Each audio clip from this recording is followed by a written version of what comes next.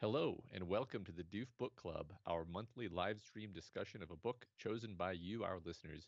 My name is Matt Freeman, and I placed a hole in your foot to get here. And my name is Scott Daly, and I am one hungry bird. Hello, everyone, and welcome. I hope you're having a fabulous Friday night. I'm sure we know a lot of you folks in chat, but for those that are new here, we are Doof Media, and we make podcasts all about the stories we love. We also arrange and organize this monthly book club, which Matt will now explain to you.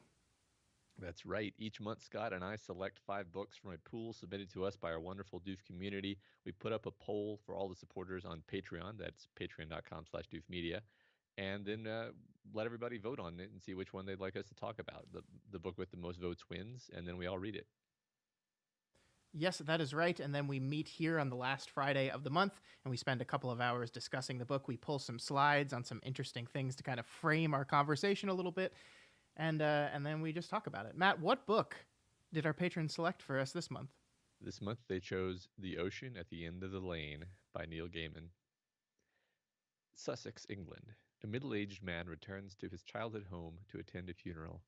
Although the house he lived in is long gone, he is drawn to the farm at the end of the road, where, when he was 7, he encountered a most remarkable girl, Letty Hempstock, and her mother and grandmother. He hasn't thought of Letty in decades, and yet, as he sits by the pond, a pond that she'd claimed was an ocean, behind the ramshackle old farmhouse, the unremembered past comes flooding back. And it is a past too strange, too frightening, too dangerous to have happened to anyone, let alone a small boy.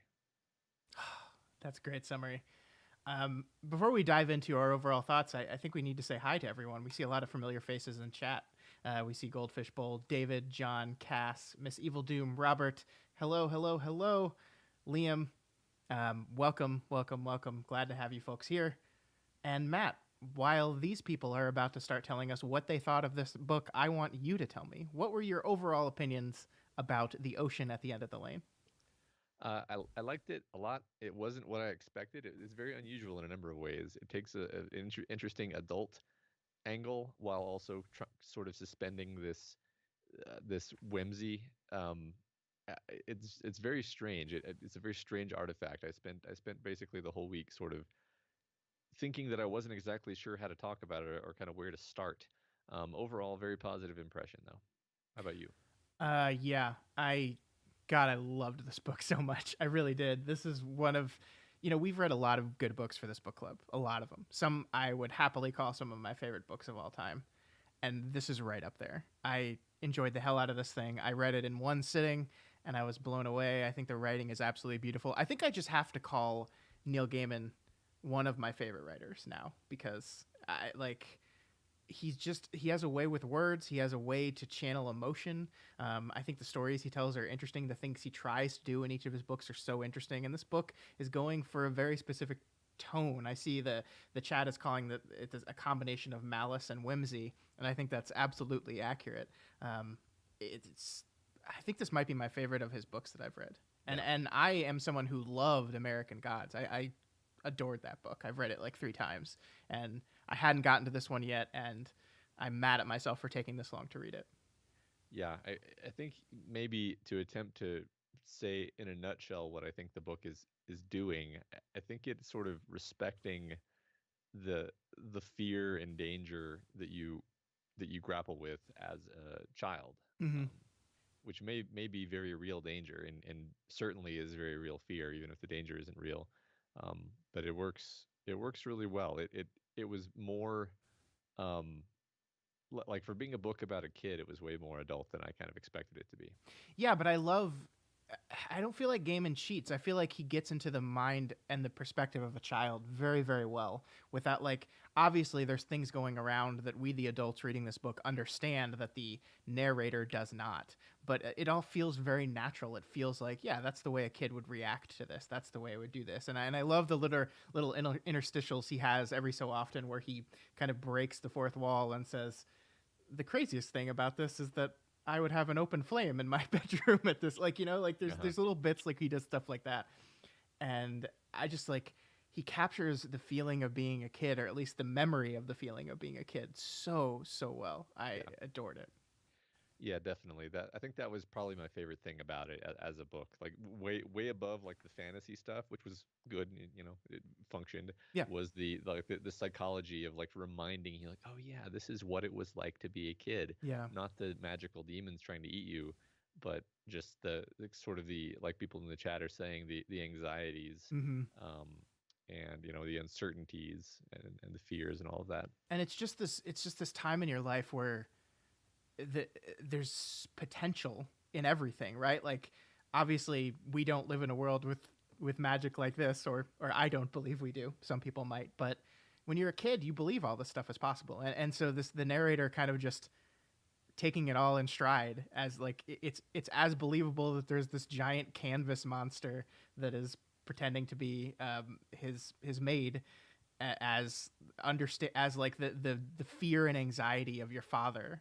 I think the way it just kind of goes back and forth between these very real, human fears and anxieties just that you have about adults and not understanding the world, and I mean, getting to see a dead body and really not processing that, and then mixed in with all these fantasy elements. It's a delightful way to really demonstrate kind of this pivotal moment in this kid's life.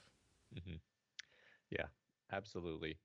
Just to get my biggest complaint out of the way up front, um, Neil Gaiman, as a audiobook reader, he has the most pleasant, sleep-inducing voice, which he maintains even if what's happening in the story is supposed to be intense or dangerous or scary or really any emotion except falling asleep, which I guess is an emotion. And I really found it an obstacle to getting into like the the story, which the book was good enough that I was able to get past that. But I think a lot of stuff just didn't work on me all that well because it, it's hard to be excited about something when the guy reading it sounds like that the entire time. That's interesting because, like, I mean, I obviously have not listened to the audiobook, so I can't actually refute this opinion, but that feels like what the tone of the book was while I was reading it. Like, I mean, I just feel like, obviously, as people are saying in chat, we're not living these experiences at the child. Like, this is him remembering him being a child. So like this, you're always kind of removed from the direct action. He's remembering these events, and so it's being too intense um, would feel a little off for me. Again, I haven't listened to the thing, so I'm not actually refuting your opinion, but I did feel like this kind of like removed, wistful remembering, even in the very anxious and very exciting and action heavy portions of the story. I guess I'd say it works like 95% of the time, but like when you encounter a rotting cloth demon floating in the sky and in the middle of like a bizarre ethereal DMT trip, um, I guess I wanted that to feel a little bit more immediate and stressful, and um, sleepiness was not the correct fit for that particular thing. Sure, that's But fair. overall, this is a tangent that really does not have much to do with the book. It was just something that I think interfered with my reading experience. I always have to give my trip report on the audiobook. Yeah. It's sort of our thing. Um, and that is my trip report on the audiobook. Yeah, and I mean, I if I had to wager, I'd say the reason why Gaiman chose to do it himself on this one is because this feels like a book that is intensely personal to him. I haven't spent a lot of time looking this up, but it just feels like, obviously this is not a story of his childhood, but it is also kind of a story of his childhood, right? I don't know. So maybe that's why he said, I'll do this one because this is my story type thing. I don't know. Yeah. People are talking about the illustrated edition, which I have. Oh, cool. It's gorgeous, and I'm so happy I bought it. It's wonderful. It really is. It takes what is like basically a 150-page book and makes it like 320 pages, but there's so many just wonderful, wonderful illustrations. It's an absolutely beautiful job. Elise Hurst is the artist who did the illustrations, and my God, it's a beautiful book. Absolutely beautiful. If you don't have the illustrated edition and you loved this book, get it because it's worth it. Awesome. All right. We kind of it seems like everyone's pretty positive on this book. I think you're the only one that's made a complaint so far, Matt. Yeah. John. So John just chimed in saying the non-fantasy parts are true. His kitten was really run over by an opal miner who killed himself in his father's car. Yeah. So you have to wonder what else happened, like the father having an affair and all this stuff. I mean, probably all of it, I would guess. Yeah, I don't want to speculate, but I think that moment felt really real to me. The seeing the dead body in the back of his car thing felt real to me in a way that obviously some of the other stuff doesn't. So that does not surprise me. But that's crazy. Yeah, I mean, a lot of it felt so. Gaiman is a good writer, and normally his characters are not English boys who are very bookish. And so when he was writing about an English boy who was very bookish, I immediately was like, I think this is just 7-year-old Neil Gaiman, basically. Yeah. Am I wrong? Does the kid have a name that we ever get? I don't think he does. I don't remember. That's so. I noticed at one point, I was like, have we not gotten the kid's name yet? And then I feel like maybe we did hear it. Chat, please tell us if we get the kid's name at any point. I kind of suspect that it's Neil. Yeah, I mean that's kind of what I got to. Like, I noticed this while I was putting the slides together, and I was like, for a little inside baseball, when I put the slides together, I also write like a brief 2-paragraph thing about why I'm pulling the slides so Matt can know. And I kept having to say the narrator or our narrator. So yeah, everyone is. We never learn his name. Okay, Call him Jack. Call him Neil. No, we just call him Neil. Yeah, John. A big chunk of the book is about his relationship with his father. Yeah. We're gonna be talking a lot about that. And maybe it's because I'm particularly like I'm about to be a parent, so I'm like very in tune to these ruminating on childhood and your parents and that kind of stuff, especially your father, because I'm about to be a father. So this, I think I read this book at the exact right time, I think. Yeah. That makes sense. All right. Do we want to begin? Let's do it. Do we begin the book with... Sorry, go ahead. We didn't do the very first lines of the book because I wanted to finish on the end of the prologue, not the beginning of the prologue. Okay. So we begin with the end of the prologue. I walked into the farmyard. I went past the chicken coop, past the old barn, and along the edge of the field, remembering where I was and what was coming next, and exulting in the knowledge. Hazels lined the side of the meadow. I picked a handful of the green nuts, put them in my pocket. The pond is next, I thought. I just have to go around this shed, and I'll see it. I saw it, and felt oddly proud of myself, as if that one act of memory had blown away some of the cobwebs of the day. The pond was smaller than I remembered.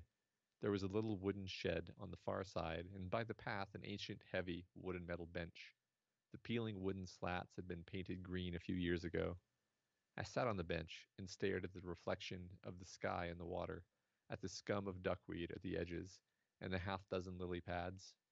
Every now and again I tossed a hazelnut into the middle of the pond that Letty Hempstock had called. It wasn't the sea, was it? She would be older than I am now, Letty Hempstock. She was only a handful of years older than I was back then, for all her funny talk. She was 11. What was I? It was after the bad birthday party. I knew that. So I would have been 7. I wondered if we had ever fallen in the water. Had I pushed her into the duck pond, that strange girl who lived here in the farm at the very bottom of the lane? I remembered her being in the water. Perhaps she had pushed me in too. Where did she go? America? No, Australia. That was it. Somewhere a long way away. And it wasn't the sea. It was the ocean. Letty Hempstock's ocean. I remembered that, and remembering that, I remembered everything. I love this book. I think this is just like a great. This is just a great example of the writing of this thing. Like that last line, I remembered that, and remembering that, I remembered everything. That's just like the repetition of remembering, that hitting that 3 times there. Like you could say, you could have just said, I remembered that, and then remembered everything, you know, like, but the remembering that, like, that's the ocean is the key that unlocks everything here. Yeah. And it's beautiful. I thought we could talk about the framing device a little bit here, because our framing device is our character is back in town for the first time in forever to go to a funeral. We actually never learn who the funeral is for, but I think it's pretty not textual, but it's his dad, right? Like so much of the story revolves around his relationship with his father, and so I think he's here for his dad's funeral. Yeah, that was my take. I mean, at the beginning, I was actually a little bit confused that we didn't learn that. I was like, why are we being cagey with that information? And then at the end, I was like, okay, well, who could it possibly be, right? Yeah. It's got to be his dad. Yeah, I mean, and we kind of learned maybe the reason we're being cagey by that information is because he has a very, very complicated relationship with his father, as we'll see. I mean, like, basically everything that happens in this book is kind of just a fantastical drapery on this relationship with his dad. Mm-hmm. Yeah, I think so. I think that's exactly it. Actually, I mean, all of his almost every major plot point in some way is related to his relationship with his father. Yeah, that's exactly right. Mm-hmm. All right. Anything else you wanted to talk about the writing here, or this idea of? I love the way he remembers. This felt really real to me, right? This she was 11, I was, what was I? And you don't actually remember the age you were, but you can orient it based on things you do remember. So I remember the bad birthday party. I knew that was when I was that age. Like for me, I moved from New Jersey to Texas when I was 7. And so that's like an event that sticks in my head. So everything in my childhood, my early childhood, is kind of oriented around moving. So like if I remember an event and I say, okay, did that occur in New Jersey? Then I must have been 6. Did it occur in Texas? Then I must have been 8. I think that's very true to how memories of childhood work, and I think that's like spot on. Yeah, I moved a lot, and so I can easily tell how old I was, but based on what house or what country I was in. Mm-hmm. Yeah, I mean, just the writing, you know, it's I think it's really sort of like master tier writing because it's not drawing attention to itself. Like stuff like, um, you know, the peeling wooden slats had been painted green a few years ago. That's a very normal sentence, right? But like, it's the way that it fits into the paragraph, and it's the choice of words like peeling, like little tiny choices where nothing ever, like no sentence in this. It's not like last month's book where we were just kind of raving about how the prose was like self-consciously purple prose.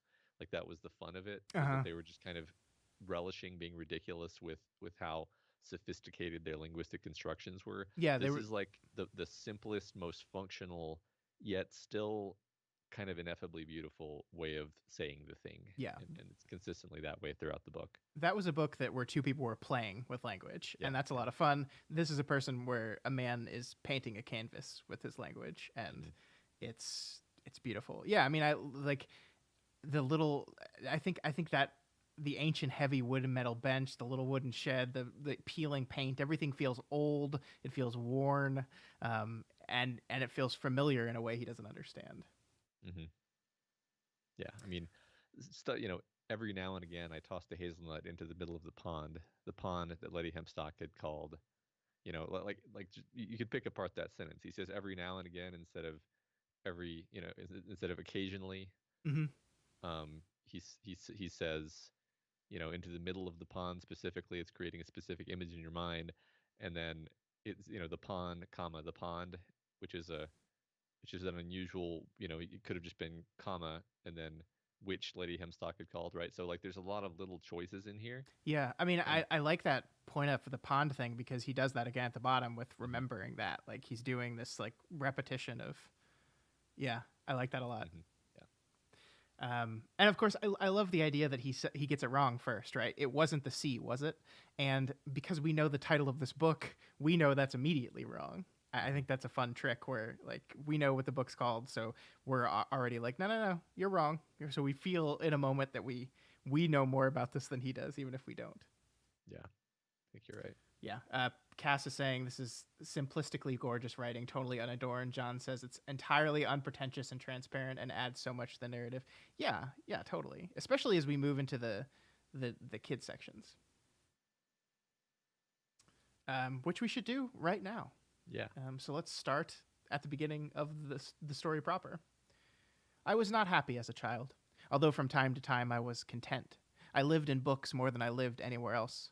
Our house was large and many-roomed, which was good when they bought it, and my father had money. Not good later. My parents called me into their bedroom one afternoon very formally. I thought I must have done something wrong, and was there for a telling off, but no. They told me only that they were no longer affluent, that we would all need to make sacrifices, and that what I would be sacrificing was my bedroom, the little room at the top of the stairs. I was sad. My bedroom had a tiny yellow basin, God, I can't talk, that they had put in for me, just my size. The room was above the kitchen, and immediately up the stairs from the television room. So at night I could hear the comforting buzz of adult conversation coming from below through my half-open door, and I did not feel alone. Also in my bedroom, nobody minded if I kept the hall door half open, allowing in enough light that I was not scared of the dark, and, just as important, allowing me to read secretly after my bedtime, using the dim hallway light to read by, if I needed to. I always needed to. Exiled to my little sister's huge bedroom, I was not heartbroken. There were already 3 beds in there, and I took the bed by the window. I loved that I could climb out of that bedroom window onto the long brick balcony, that I could sleep with my window open and feel the wind and the rain on my face. But we argued, my sister and I, argued about everything. She liked to sleep with the door to the hall closed, and the immediate arguments about whether that bedroom door should be open or shut were summarily resolved by my mother's writing a chart that hung on the back of the door, showing that alternate nights were mine or my sister's. Each night I was content or I was terrified, depending on whether the door was open or closed. I just, it makes me so happy to just read this stuff out loud because it's just gorgeous. I mean, and I love this idea of the thing that he loved most about this room he had was the little wash basin. He had his own little wash basin just aside. This was his. Like, as your child, you like glom on to certain things. This was his. It was his wash basin. He got to hear the adult conversation, the buzz of the TV and the talking. It's just really beautiful. Yeah, I love that. I love the fear of the dark. My kids have sort of all 3 have varying degrees of fear of the dark, and I definitely had fear of the dark at different points. Um, and it's just you totally do forget about that kind of thing unless you're reminded of it. But this is, I think, a very real and honest portrayal of what all of that is like. Yeah, and I go ahead. sorry, I just loved the mother's response to their argument about whether or not to keep the door open or closed is so practical and logical from an adult's point of view, right? Yeah, like you like the door closed, your sister likes it, or you like the door open, your sister likes it closed, so we'll just take turns. But the result of that is each night I was content or I was terrified. And that is such a thing that I don't think we adults think about that at all. Like, that's just the solution to the problem. You want it this way, you want it this way, so we'll share. And so the result is 50% of his life, he spends his nights terrified because he's afraid of the dark. It is kind of, so I think one thing that might be interesting to talk about is like some of the things that I was noticing myself thinking as I was reading this is like, yeah, I mean, I remember feeling this way, but also like that's just life, and life is unfair. So like for example, like my one of my kids, I won't dox them on the air here. Was like, I want to like sleep with the light on, and I was like, no, you can't sleep with your bedroom light on. That's you would not get any sleep. It would be too bright. And then they were like, okay, let me turn my bathroom light on and then have the door open. And I was like, that's basically the same amount of light. You can't have that much light in your room. How about this? Like, we'll have the light on, but we'll close the door so there's just like a thin line of light under the door. And they're like, no, like that's not enough light. And it was kind of an argument. And I ended up just being like, I'm sorry, like you can't just have it be bright in your room at night while you're trying to sleep. You will not sleep well. It will stunt your growth, etc. Like this is not a line that I can budge on. And I understand like you're gonna be scared, and you're just gonna have to deal with that. Like it sounds callous to say it that way, but basically it's the truth. And something I kept thinking about during this book is like I definitely remember being a kid of about this age, of about 7 years old, about the age of my sort of the average age of my kids actually is about 7 years old, and just being like really frustrated by certain things. And it's like, well, yeah, but like those things are definitely legitimately frustrating, but sometimes they just have to be that way, Yeah, and there's nothing for it, I don't disagree with you. I think one of the things that the book continuously calls out though is the powerlessness of it. Like, Mhm. like my parents took me into the room, set me aside and said, "Oops, we're no longer affluent and we Mhm. all need to make sacrifices now, including you." And that means bye-bye room, and you have no control over it. You have no power, you have no control. And yes, that is part of being a child, but it is also like confusing as a kid. It's like and it is these things that stick in your mind. Yeah, I Mhm. mean, I remember being told that I can't have my nightlight anymore. I remember that time. Like, you need to get over this fear of the dark. Yeah, Mhm. I mean, that's part of growing up. But when everything feels so real and there's potential for monsters and things in the world, like it's tough. But Yeah. yeah, no, I'm Yeah. with you on that for sure. Cool. All right, shall we move on? Yeah, let's do it. So here we have the opal miner's suicide. He said, someone left something on the back seat. My father reached back and pulled the blue blanket away that covered the thing in the back seat, even as the policeman was telling him that he shouldn't do that, and I was staring at the back seat because that was where my comic was. So I saw it. It was an it, the thing I was looking at, not a him. Although I was an imaginative child, prone to nightmares, I had persuaded my parents to take me to the Madame Tussauds waxworks in London when I was 6, because I had wanted to visit the Chamber of Horrors, expecting the movie monster Chamber of Horrors I'd read about in my comics. I had wanted to thrill to waxworks of Dracula and Frankenstein's monster and the Wolfman. Instead I was walked through a seemingly endless sequence of dioramas of unremarkable, glum-looking men and women who had murdered people, usually lodgers and members of their own families, and who were then murdered in their turn by hanging by the electric chair in gas chambers. Most of them were depicted with their victims in awkward social situations, seated around a dinner table, perhaps, or as their poisoned family members expired. The plaques that explained who they were also told me that the majority of them had murdered their families and sold the bodies to anatomy. It was then that the word anatomy garnered its own edge of horror for me. I did not know what anatomy was. I knew only that anatomy made people kill their children. The only thing that kept me from running screaming from the chamber of horrors as I was led around it was that none of the waxworks had looked fully convincing. That could only look that they could only they could not truly look dead because they did not ever look alive. The thing in the back seat that had been covered by the blue blanket, I knew that blanket. It was the one that had been in my old bedroom on the shelf for when it got cold. Was not convincing either. It looked a little like the opal miner, but it was dressed in a black suit with a white ruffled shirt and a black bow tie. Its hair had been slicked back and artificially shiny. Its eyes were staring. Its lips were bluish, but its skin was very red. It looked like a parody of health. There was no gold chain around its neck. I could see underneath it, crumpled and bent, my copy of Smash with Batman, looking just as he did on the television on the cover. Oh man, I'm gonna say the same thing every slide we go through, which is just like, holy crap, this is incredible. To the part that I particularly fell in love with here was the image of the comic book being under the body. This idea that he is like staring at the thing that will kind of begin this moment of him of um, not growing up, but like this pivotal moment in his life where he's going to start dealing with things that are well beyond childhood concerns. And it is punctuated by the corpse of a man who has taken his own life laying on top of his weekly comic book. Mm-hmm. I just think that's a wonderful image and so powerful, and it gets across exactly what Gaiman's trying to do here. I just Yeah. loved it.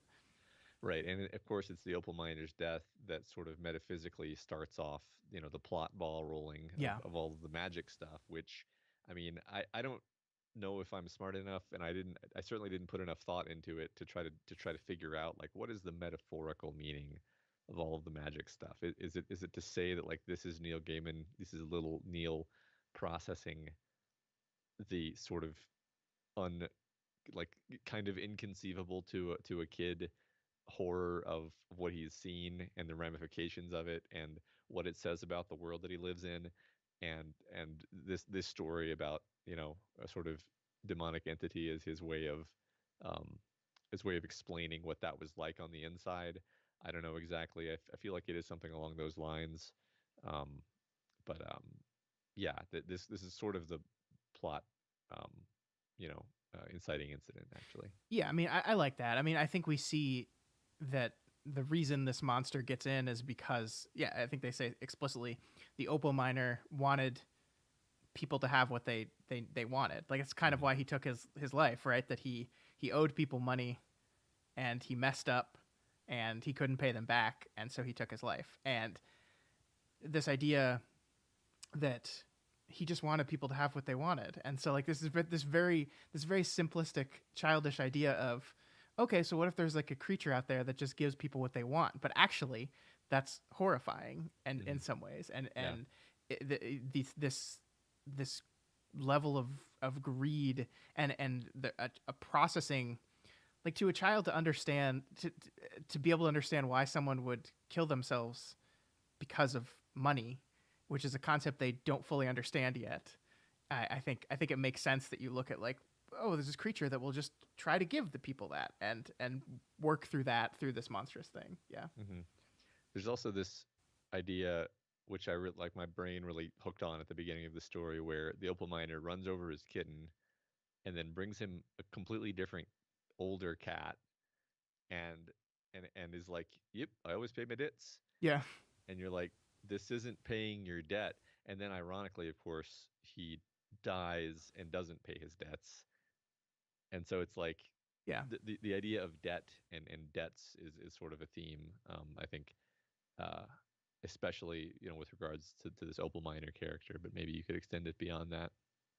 Yeah, yeah. I mean, I love the I love the cat for a cat thing, and the cat's named Monster, which is just, isn't it? Is it Monster? I can't Yeah, remember. Yeah, it's just yeah, perfect. And that kind of is what happened. Instead of the guy fails to pay his debts, and he is replaced in the house by a monster. Right? It was the opal miner that was living in this room. He dies. Who is replaced by it? Uh, this Ursula woman. yeah, yeah. Good point. Let's see what people are saying. Yeah, I love the Madame Tussauds waxwork. Like, the idea that you hear Chamber of Horrors and you automatically think of, like, the universal monsters, the standard horror monsters. But no, this is just murderers, and Yeah, like the worst possible thing to take a kid to, right. as Cass says. And this is some of the adult themes here is like the book is about these scary monsters basically, Hmm. but what is actually scary is a bunch of people who murdered their children, right? Yeah, And if you were a child, right, what could possess a person to murder their child? And then of course, the plot as the plot advances, he actually gets to a point where he thinks his father is going to kill him, yeah, which is, you know, completely set up, right? That like this is his worst fear basically, is like this is the world I live in. It's a world where people murder their children if the children are you know are bad basically. Um, yeah, it's I don't think I was ever afraid of my parents murdering me, but I can easily see a world where I might have been if I had like been exposed to, for example, a waxworks museum of tons of people who murdered their children. yeah. No, I love. I had never kind of um, processed the idea of the waxworks. Like, what he wants is to see a world in which all the monsters are clearly monsters and these are just Hmm. people, and that's kind of part of the learning here, that, like, it's not true that every person has a monster behind it. It's sometimes people are just people, and like his father, this man. We're definitely going to have to talk about that drowning scene, but I love the idea that this is a man who will never hit a child. He's never going to hit his kid, right? But he will almost drown him in a bathtub. But that's not Hmm. hitting, right? So hitting is the, like, he sets a line for himself, and that's abuse. Hitting my child is abuse, but drowning him in a Yeah, bathtub, you know. yeah, ice cold bathwater, you know, torture. Yeah, yeah. Um, yeah, Yeah, I mean, I love that.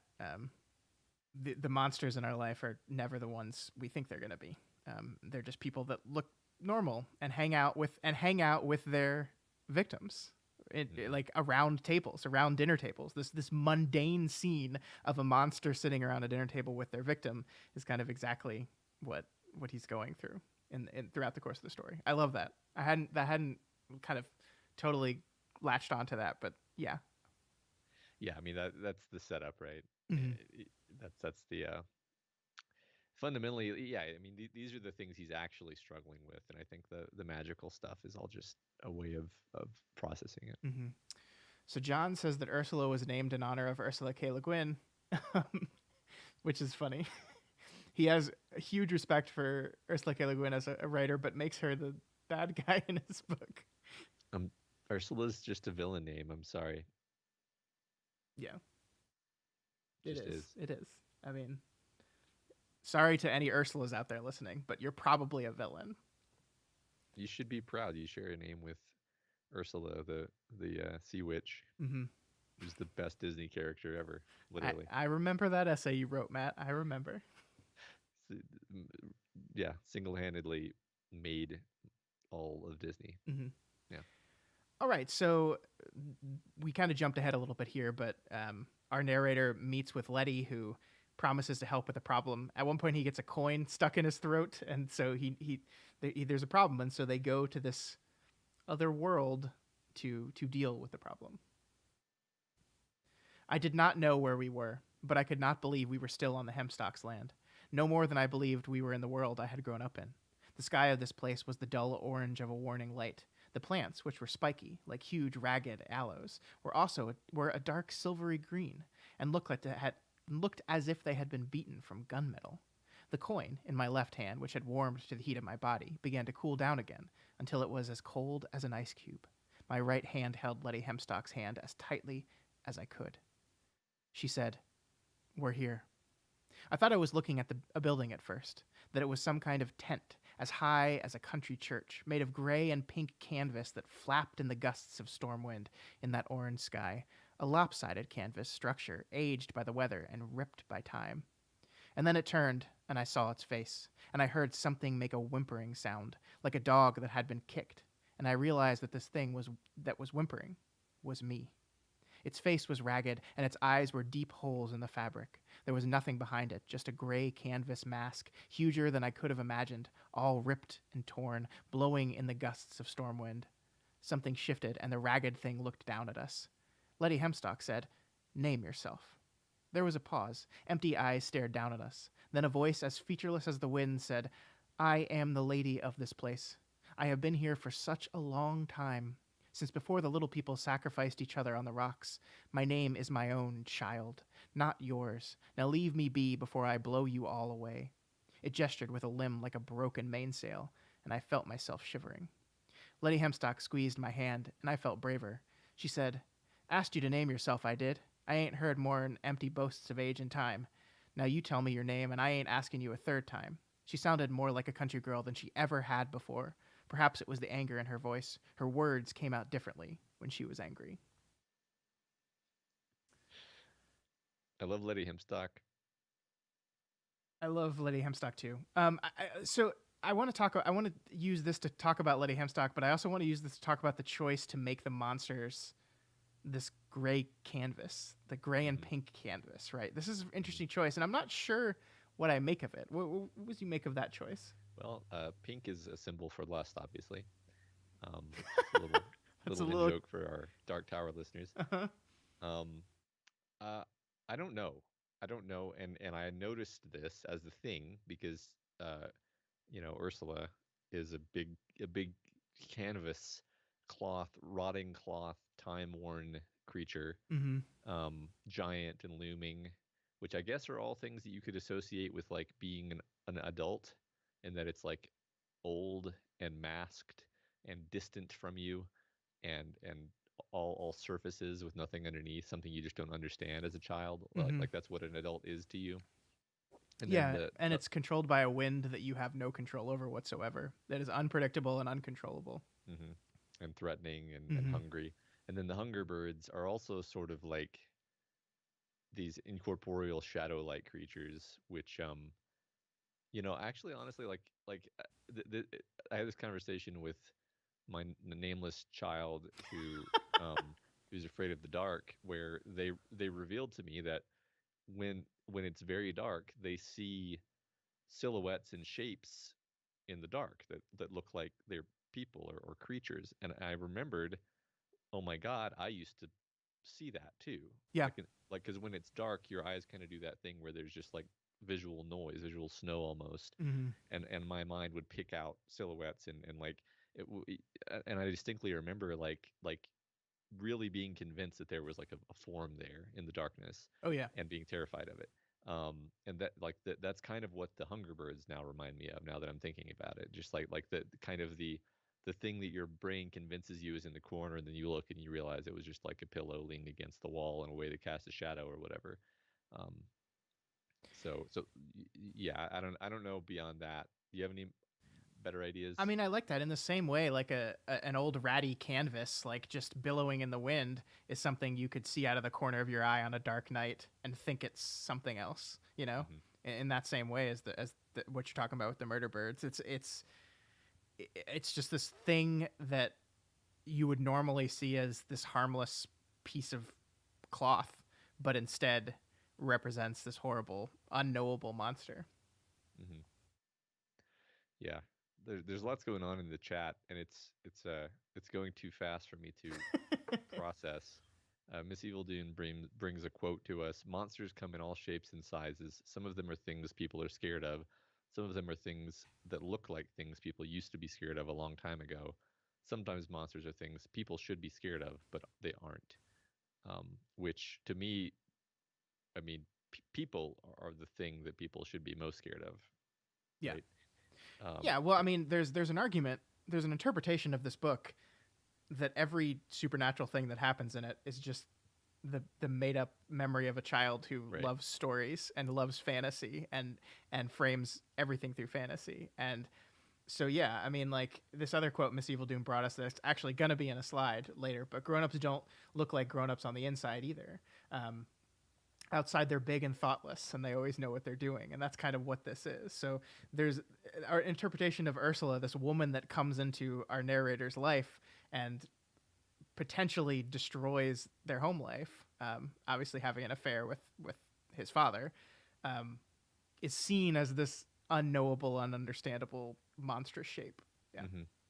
Yeah, I like that the reaction to discovering the father's infidelity was just to fire the woman and move on.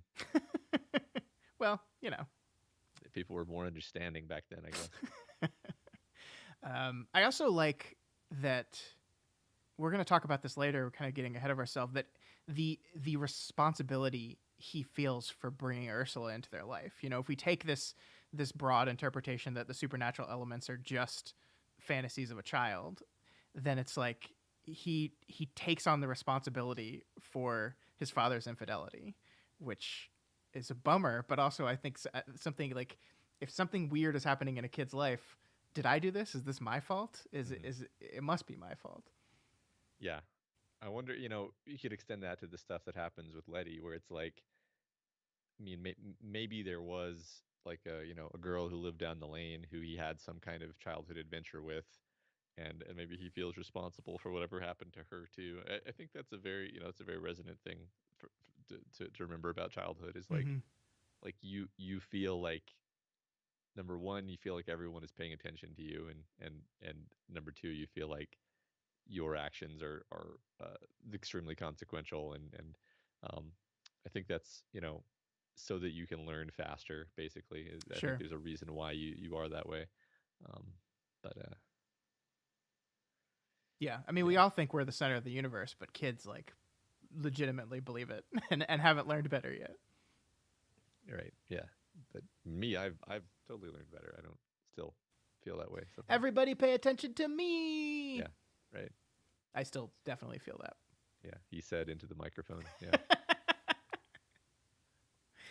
You want to move on? sure.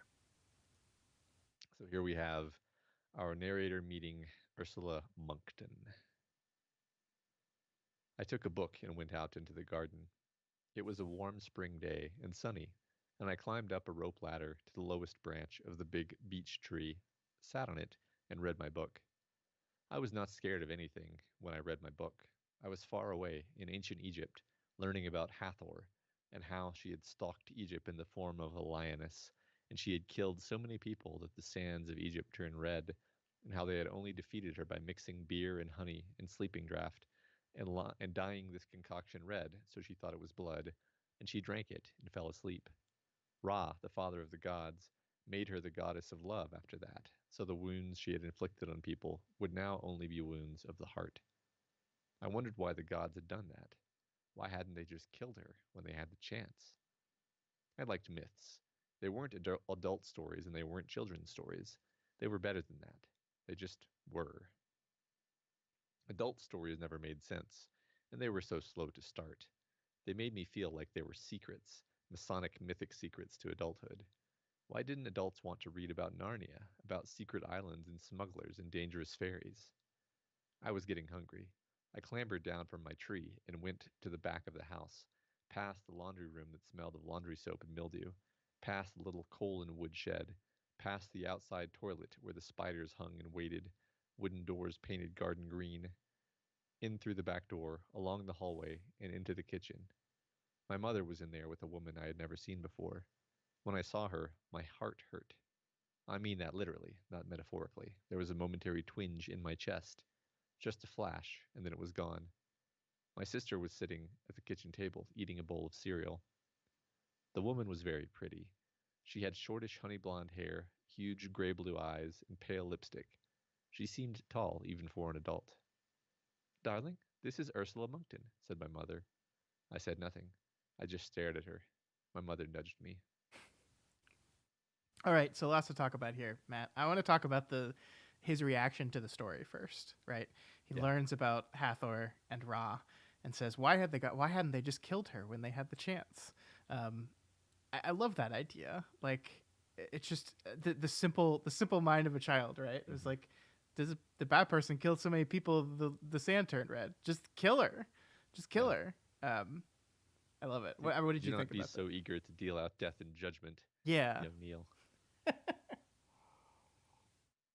I love the idea of this difference between childish stories and adult stories, and I remind people that once again the idea of fantasy being inherently childish is a new invention. It wasn't always that way, and it's ridiculous. And I think Neil Gaiman agrees it's ridiculous, and I think that's a little of him coming through here. Why don't adults want to read about Narnia? Narnia's cool. Yeah. I mean, I think Gaiman has made his career sort of writing about secret islands and smugglers and dangerous fairies, except for an adult audience. So that's sort of his mission statement as a writer. Yeah. It's kind of what American Gods is. It's kind of what his some of his short stories are. Yeah. I haven't actually read Sandman, but I haven't. I've read like 2 issues. I haven't read the whole thing. Yeah, I don't. Miss Evil Doom says that calling the fantastical elements just the kid imagining is kind of missing the point. They are what they are, and also metaphors for childhood. Yeah, I mean, I'm not saying like nothing in this book actually happened. Is not what I'm saying. But I am saying that looking at them through a lens of a person who loves to make stories, and if you're remembering a time when you were a child, it was 100% real to you when you were a child. Of course it was, because that's childhood. It's all real. It all feels real. The potential is limitless.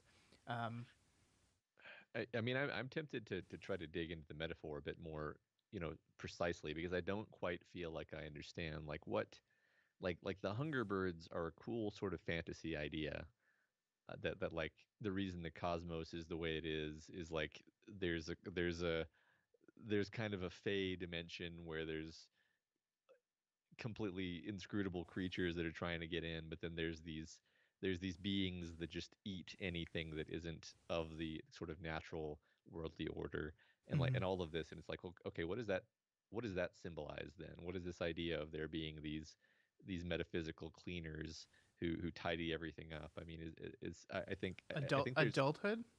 it's like sort of the narrative of adulthood that we reimpose over our life history to kind of smooth it out and make it sort of tolerable to us, perhaps. because this, the the Hunger Birds want to eat his heart. Like, Yeah. there's definitely some like pretty explicit metaphor going on here. I just don't really quite feel like I have it nailed down yet. I mean, I think that's what it is. I think you've explained it. I don't know how far beyond what you've said there is that Uh-huh. like the world we live in is a world where we all grow up eventually and stop Hmm. believing in these things. These things aren't around anymore. Why aren't they around anymore? There's a force that devours them everywhere where it sees them, and um, and that is uh, not just adulthood, but like I don't know, like we're jumping all over the place. We have slides for all of these, Matt. I swear, but the moments where like his father comes out and he's not sure if his father is the Hunger Birds pretending to be the father Hmm. or just his father standing there. Um, I think really is trying to draw a line between the metaphor and the reality that these are things Hmm. that want to remove that essential part of him. I mean, look what his dad says to him: like, "You're too big to carry anymore. Come with Hmm. me. You have to come with me. You have to step. You're too big to carry anymore. You're too old for this. You're Hmm. too old to be behaving like this." And I think that's part of it. Hmm. I think you're right. Yeah, I think that's it. All right, if there are more slides for this, then let's move on and we Yeah, I can mean, talk about it when we get everything to we this. just talked about there's a slide for. Okay. But here is one of the moments we're gonna have to talk about a while because this is his dad almost drowning him. The door banged again, harder this time. "If you don't open this door," he said, loud enough to make sure I had heard through the door, "I'm breaking it down." Could he do that? I don't know. The door was locked. Locked doors stopped people coming in.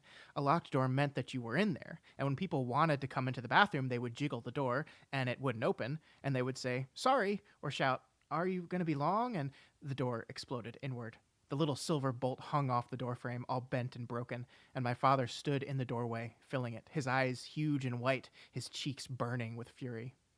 He said, "Right." That was all he said, but his hand held my left upper arm in a grip I could never have broken. I wondered what he would do now. Would he, finally, hit me? Or send me to my room? Or shout at me so loudly that I wished I were dead? He did none of these things.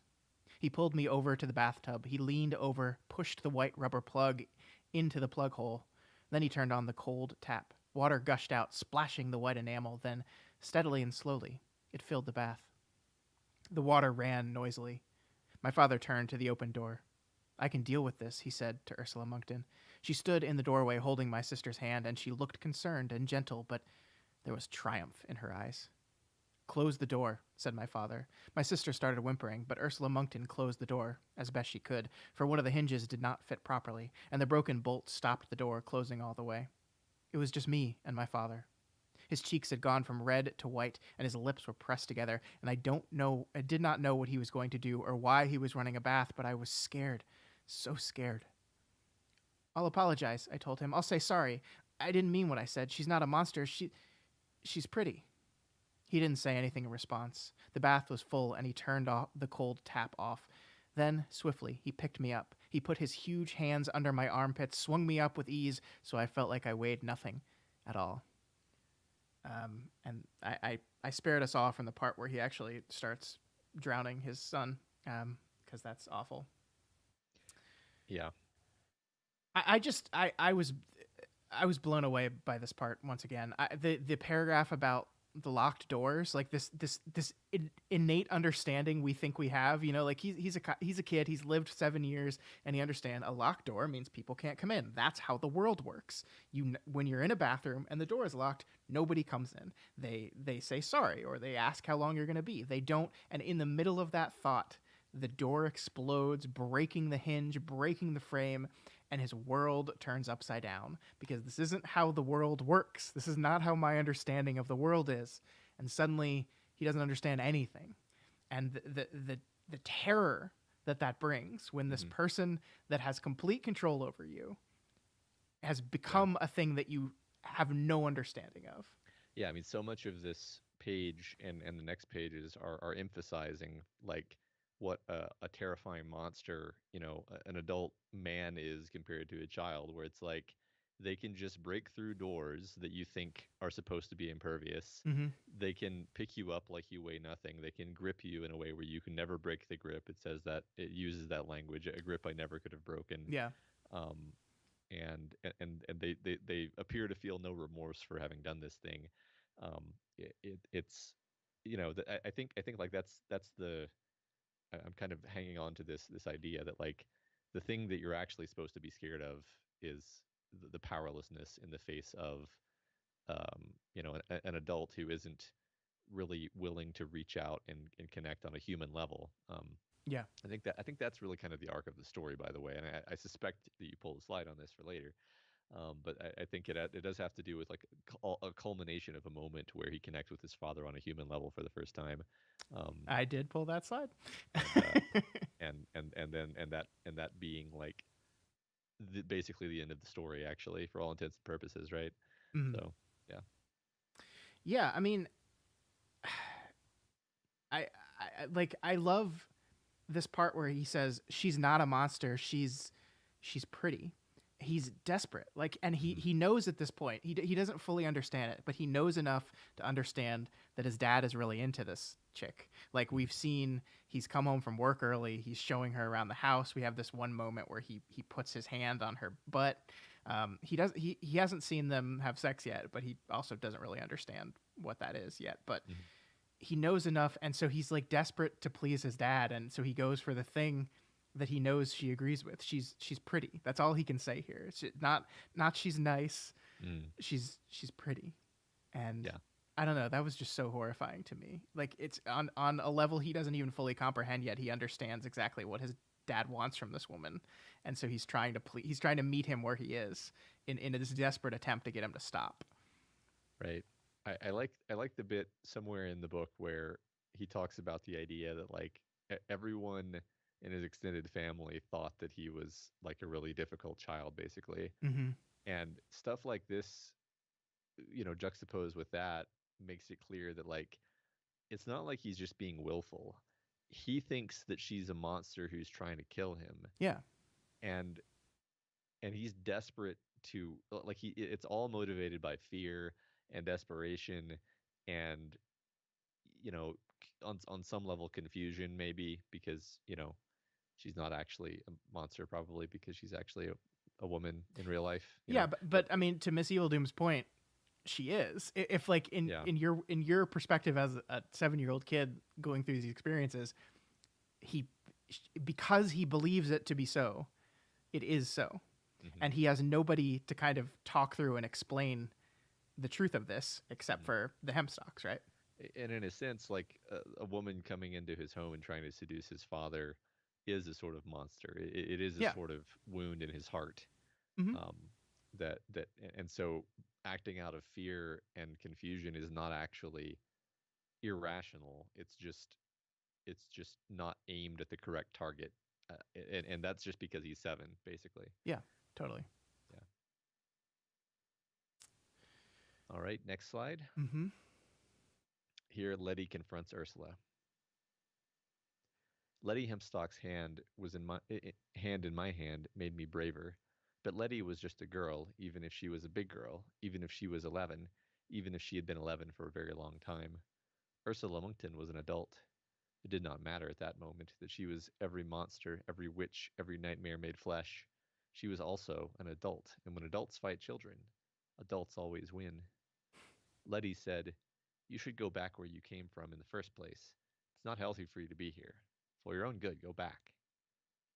A noise in the air, a horrible, twisted, scratching noise, filled with pain and with wrongness, a noise that set my teeth on edge and made the kitten, its front paws resting on my chest, stiffen and its fur prickle.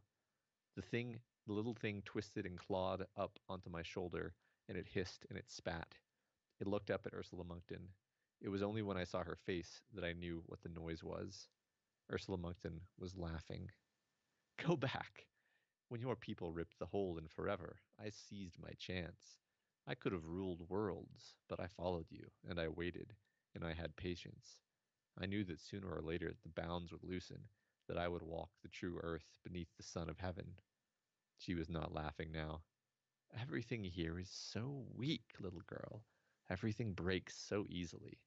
They want such simple things. I will take all I want from this world, like a child stuffing its fat little face with blackberries from a bush. I did not let go of Letty's hand, not this time. I stroked the kitten, whose needle claws were digging into my shoulder, and I was bitten for my trouble. But the kitten's bite was not hard, just scared. Her voice came from all around us as the storm wind gusted. You kept me away from here for a long time, but when you brought me a door, and I used him to carry me out of my cell. And what can you do now that I am out? Sick some murder birds on you. Uh-huh. Man, the opening paragraph here was just so wonderful. It fully encaptures his whole view on everything, right? That Letty was just a girl, even if she was a big girl, even if she was 11, even if she had been 11 for a very long time. Ursula Moncton was an adult. It did not matter at that moment that she was a monster. She was an adult, and adults win. Adults always win. I love that it's this perfectly understandable point of view when you understand the way his life works, right? That you can't challenge an adult. Adults are this undescribable authority. Right. Adults are the scariest thing in the world. And there's also an element where isn't it sort of terrifying that you are turning into this thing that you see as the scariest thing in the world? Yeah. Yeah. And part of that I think is, losing the magic that was childhood. And that's why I love Letty Hempstock as this, she is a child. She's 11, but she's also not a child because she's been 11 for ever. An angel or something. Yeah. And so it's almost this person with the wisdom of years, but with the understanding of a child still. And that is why this person is able to connect with him and understand him on a level that no one else seems to be able to. I like the fact that she is 11, right? That she's not also 7. No. She's an older kid. Like I very distinctly think of 7 as being like the age where I was capable of first forming like pretty sophisticated thoughts for the first time, and then 11 being the age where you're like first becoming aware of like like like you're sort of beginning puberty, I guess. You're moving into your adult body. Yeah. And you don't feel like a kid at all anymore. So like these are 2 punctuation points for me, and she's between where he is and the end point of adulthood. I mean my sister and I have a 4-year difference. So my sister is 4 years older than me. So when I was 7, my sister was 11. And like I've already said to you, 7 was a time when I moved. So I have a lot of very distinct memories of around that time because I have this anchor in it of when we moved. And one of the things I remember is being 7 in 2nd grade and doing like a summer reading project through my elementary school. I think it was some summer creative writing project. And my sister was helping with it.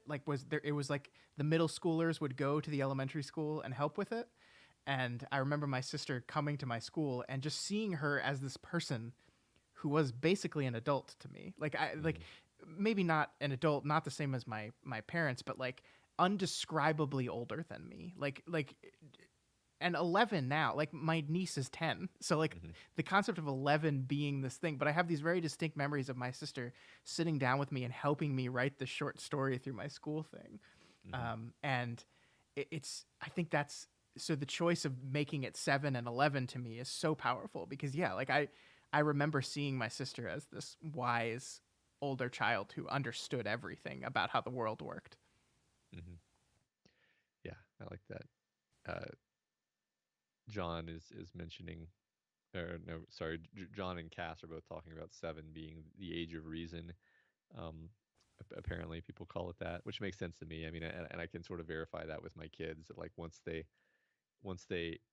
end of 6 into 7, they become people where you can have a conversation with them about why they shouldn't do something instead of just being like, no, it's a rule, can't do it. Sure. So, yeah. I mean, being 7, we had this little tiny library by our house, and I went there and read all the time. I have a lot of memories of when I was 7. Interestingly enough, I don't have as many memories from 9. Yeah.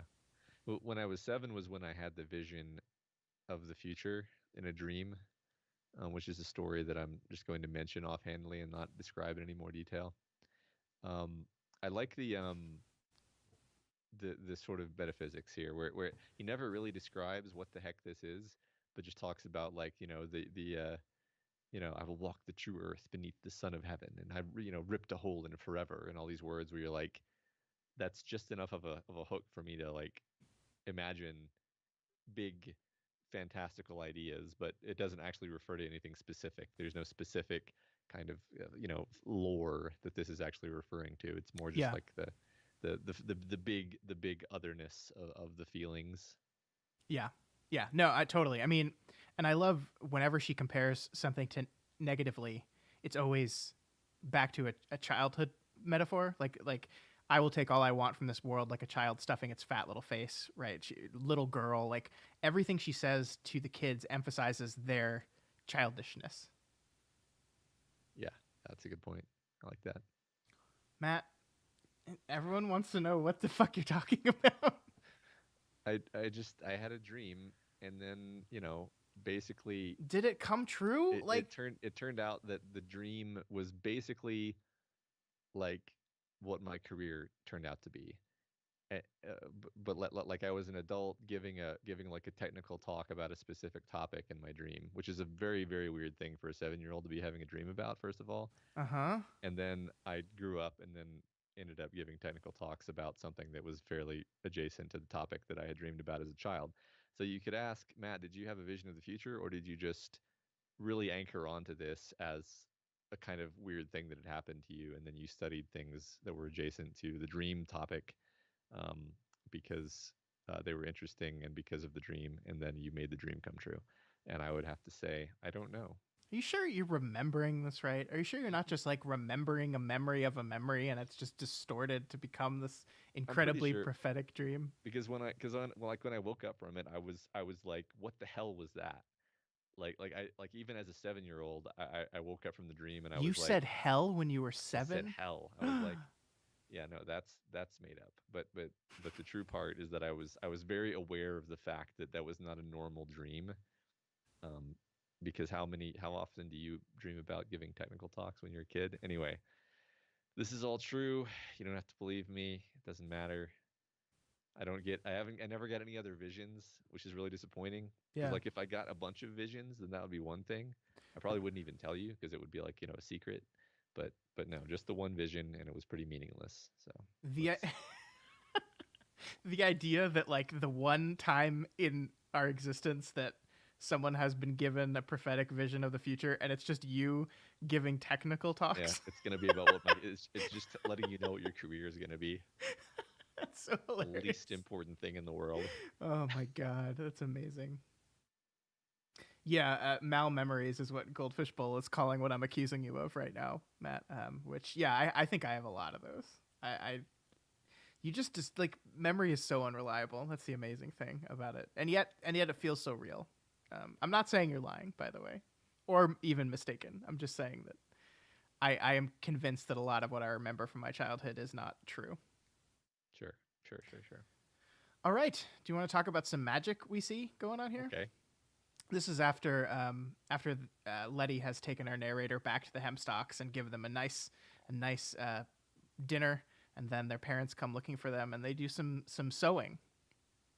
We are looking for our son, my father was telling Mrs. Hempstock, and we have reason to believe. And even as he was saying that, my mother was striding toward me. There he is, darling, we were worried silly. You're in a lot of trouble, young man, said my father. Snip, snip, snip went the black scissors, and the irregular section of fabric that old Mrs. Hempstock had been cutting fell to the table. My parents froze. They stopped talking, stopped moving. My father's mouth was still open. My mother stood on one leg, as unmoving as if she were a shop window dummy. What did you do to them? I was unsure whether or not I ought to be upset. Ginny Hempstock said, They're fine. Just a little snipping, then a little sewing, and it'll all be good as gold. She reached down to the table, pointed to the scrap of faded dressing gown tartan rested upon it. That's your dad and you in the hallway, and that's the bathtub. She snipped that out. So without any of that, there's no reason for your daddy to be angry with you. I had not told them about the bathtub. I did not wonder how she knew. Now the old woman was threading the needle with red thread. She sighed theatrically. Old eyes, she said, old eyes. But she licked the tip of the thread and pushed it through the eye of the needle without any apparent difficulty. Letty, you need to know what his toothbrush looks like, said the old woman. She began to sew edges of the dressing gown together with tiny, careful stitches. What's your toothbrush look like? Asked Letty, quickly. It's green, I said, bright green, a sort of appley green. It's not very big, just a green toothbrush, my size. I wasn't describing it very well, I knew. I pictured it in my head, tried to find something more about it I could describe, to set it apart from all the other toothbrushes. No good. I imagined it, saw it in my mind's eye, with the other toothbrushes in its red and white spotted beaker above the bathroom sink. Got it, said Letty. Nice job. So let's talk about this magic we see here, this magic memory erasing sewing. What do you think about this, Matt?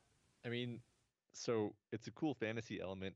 This bit actually reminded me a lot about a lot of A Wrinkle in Time, Mm, um, mm.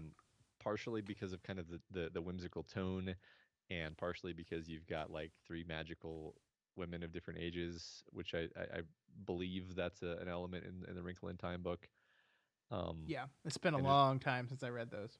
yeah. But then, of course, there is the more metaphorical level that it operates on where you're editing the past.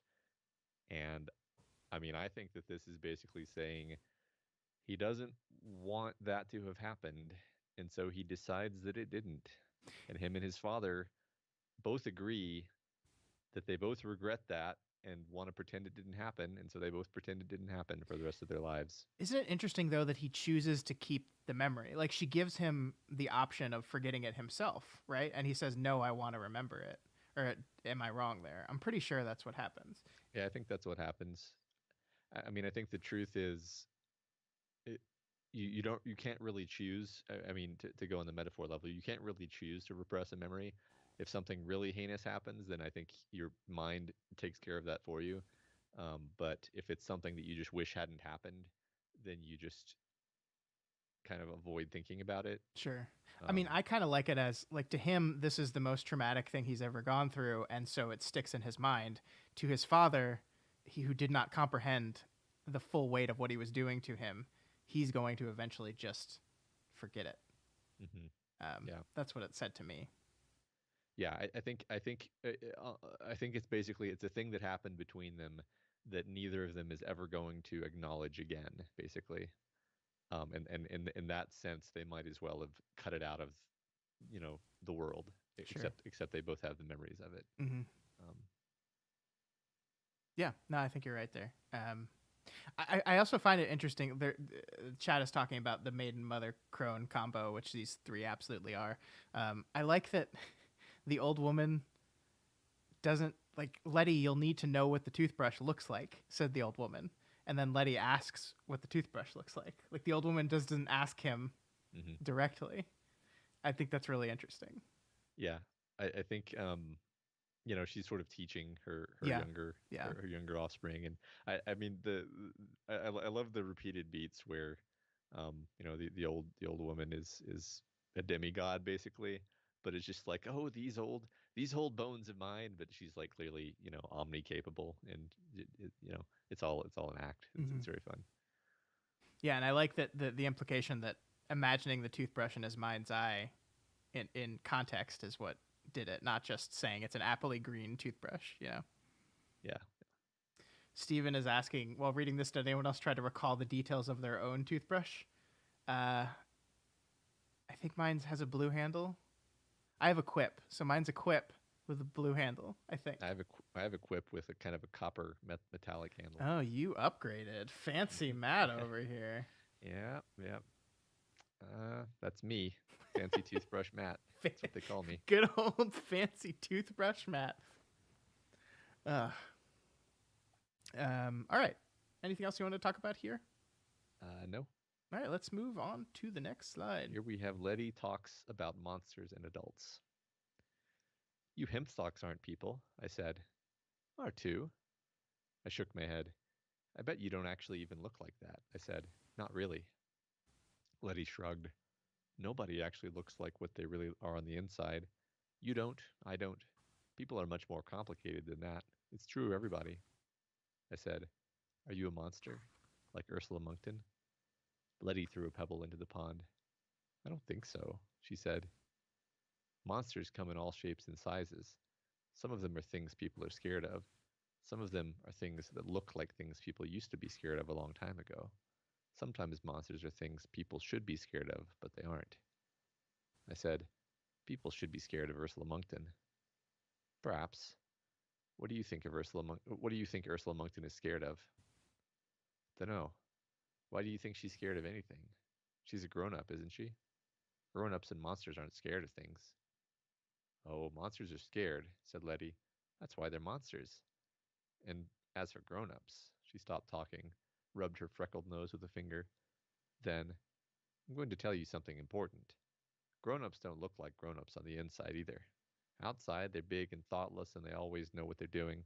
Inside, they look just like they always have, like they did when they were your age. The truth is, there aren't any grown-ups. Not one in the whole wide world. She thought for a moment, then she smiled. Except for Granny, of course. Because Granny is a, queen angel or Yeah, something. But the moon. yeah, it's great. I love all this. I mean, we kind Yeah. of already hit on some of this already, but this idea that is absolutely true, that as a 35-year-old, I can say that I do not feel like a 35-year-old. I feel the same way I always feel like I felt, like what is Yeah. what is grown up, what is adult? Like these are things that are immutable when you're a kid, but like it's meaningless. It's just I don't know. I'm just me. You just learn how to take on different personae, Yeah. which really changes very little about your inner experience. And Mm-hmm. I like the idea that because they fear things, that's what makes them monsters. Mm-hmm. Um, which I think is a really cool thing to weave into the theme. Where I mean, this is a very scared kid. Yeah. That most of the plot of the book has to do with him being scared of things and acting out of that fear. And maybe there's an idea here where if you let yourself be controlled by the fear, then you become a monster.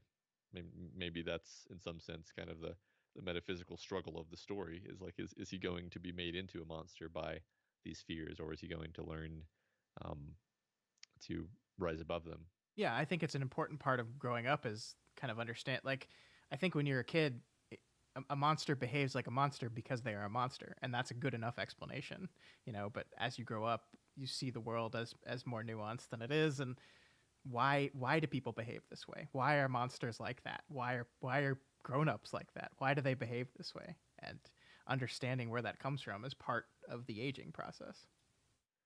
Yeah, absolutely. And I like that idea that, like, look, monsters, yeah, they're terrified. They're terrified of everything, and that's why they're acting this way. I do wish somebody had told me when I was younger that there's no such thing as grown-ups, and that everyone's just faking it until they make it, except they never quite make it.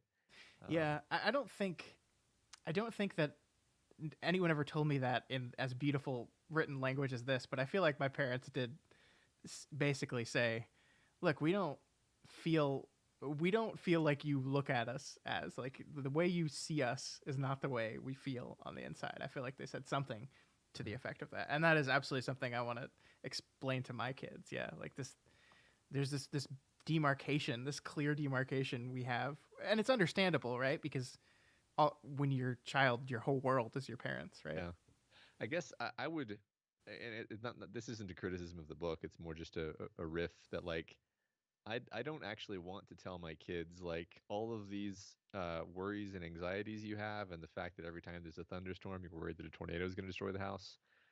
You're not going to have that your whole life. So Yeah. you're not actually going to feel that way your whole life. You're going to get you're going to get strong and brave and um and smart in all kinds of ways that you can't even see right now, but you're still going to be you, and you're still going to have fears, and you're still going to have worries. They're just going to be different. And I think maybe that's how I would phrase it, rather than saying, like, I'm just the same as you on the inside, because Mm-hmm. I'm genuinely not as anxious a person as I was when I was a child. So Sure. Oh, absolutely not. And I wonder, like, I think that the key of this advice is that it's coming from a person like Letty, who is also a child, but is seen as more than a child to this kid, right? I feel like if it was his father saying that or his mother saying that, I think there would be part of that you don't buy it and you don't understand it in a way that this person saying it, this person that has lived 4 more years and obviously countless more beyond that, understands. I like that. Yeah, that's cool. All right, now I have to scream. I promise not to shout here. So this is their final attempts to get Ursula to leave, her denial, and then the introduction of the hungry birdies. So Gaiman just reads this in a normal voice, by the way. So I had no idea it was capitalized. The all caps? Wow. Yeah. Okay. Yeah. It is inside him. It is not a tunnel, not any longer. It does not end. I fastened the path inside him too well when I made it, and the last of it is still inside him. No matter. All I need to do to get away from here is to reach into his chest and pull out his beating heart and finish the path and open the door. It was talking without words, the faceless flapping thing, talking directly inside my head, and yet there was something in its words that reminded me of Ursula Moncton's pretty musical voice. I know it meant what it said. All of your chances are used up, said Letty, as if she were telling us that the sky was blue, and she raised 2 fingers to her lips, and shrill and sweet and piercing sharp, she whistled. They came as if they had been waiting for her call.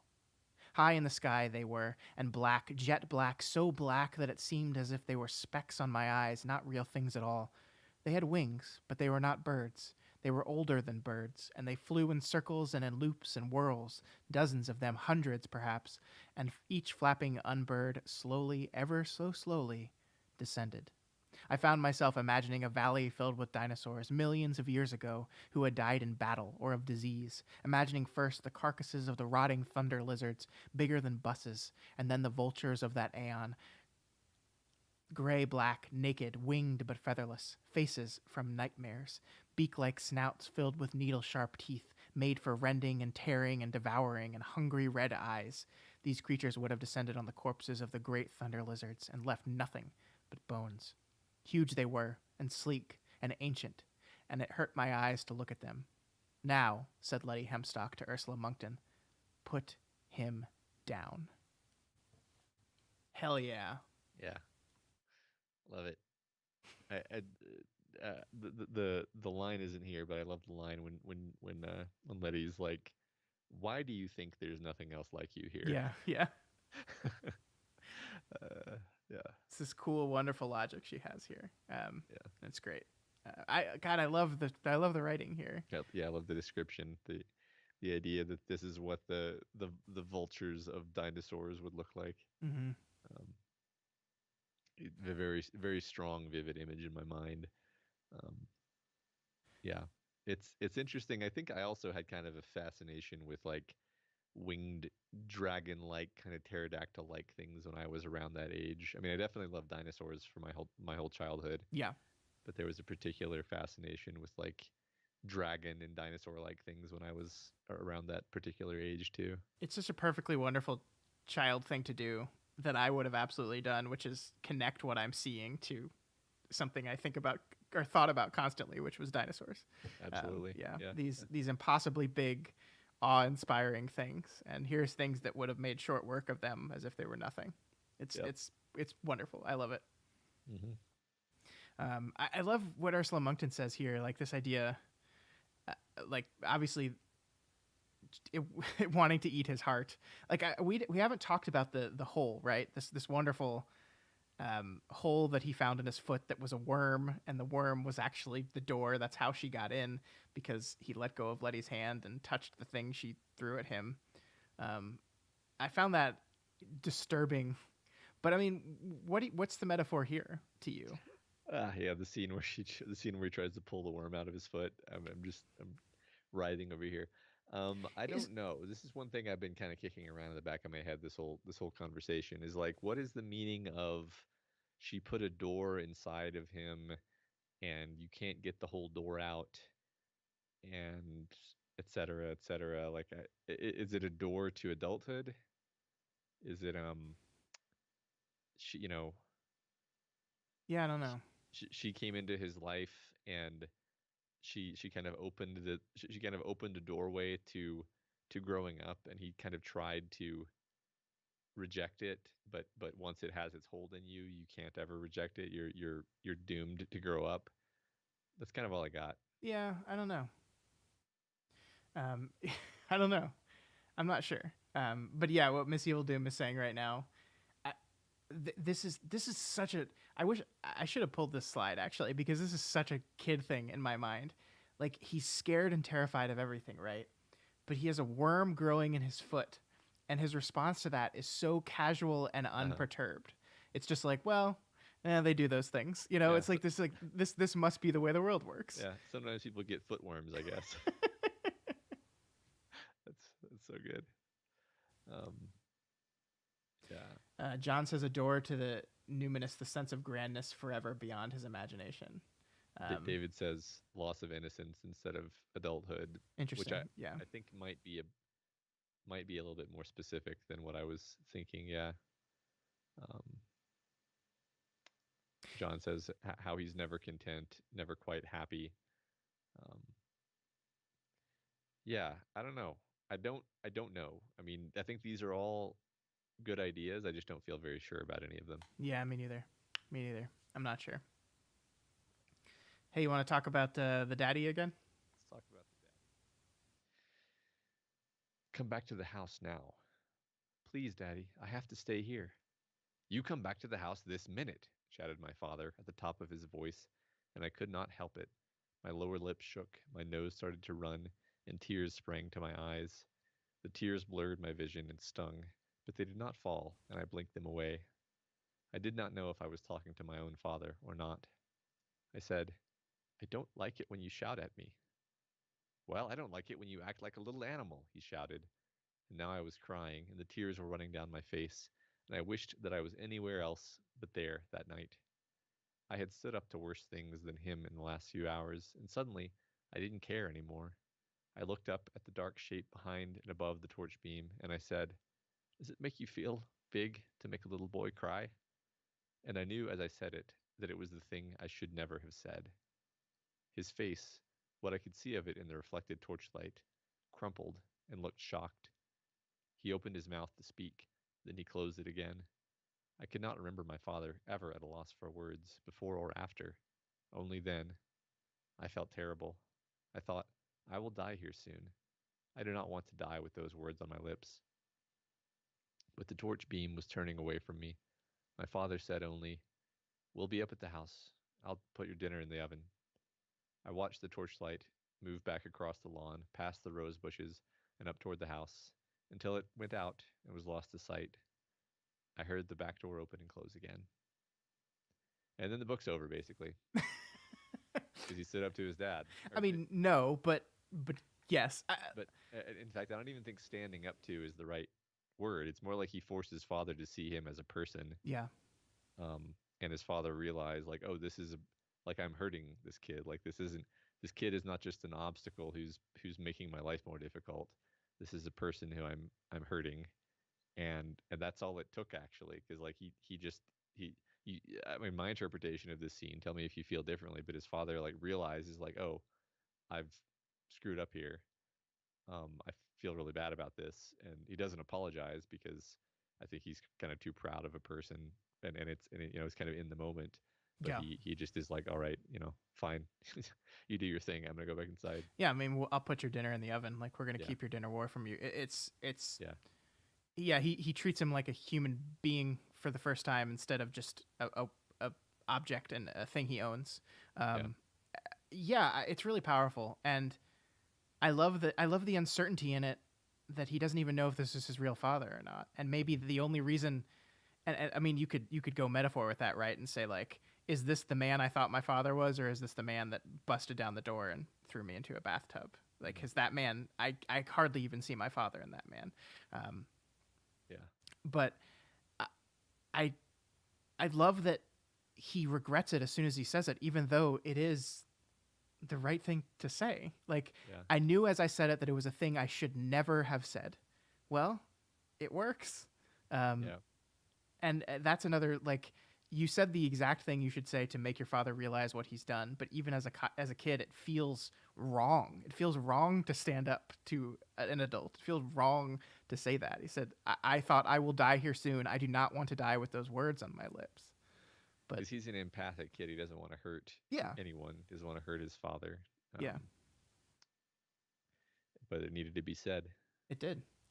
It's really powerful. I mean, again, I have a very good relationship with my father, so I'm not going to say that like this relates to me in any kind of specific case. But there's a moment in every relationship where you go from you can kind of not directly tell, but you can kind of see you're no longer a child in your father's eyes. You're something a little bit more than that. You're a human, and I think I don't know that's what this made me feel. That's what this made me think about. And I love, like, a little bit later in the book, he says, like, as I grew older, my father and I eventually developed a good relationship, which is like, which is, I think, what happens with everyone. I think you have periods throughout your childhood in which you are really close with your parents and then really far away with your parents. And then as you finally move into adulthood, the nature of your relationship with your parents changes.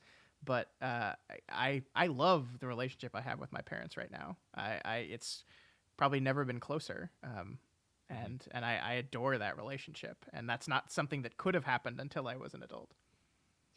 Yeah, I agree. I mean, I think I think Gaiman is actually quite kind of humane toward the father character in this book, and I found a lot to relate to in the father character. Like he's not a straight up antagonist in the same way that Ursula Moncton is. No. Um, and like I mean, and this is it kind of hurts to say this, but I think this is an experience common to all parents where there are moments where the child, like from your point of view, in the moment in your headspace, it's like they're doing everything they can to drive you crazy on purpose, basically, and you're like, just stop doing that.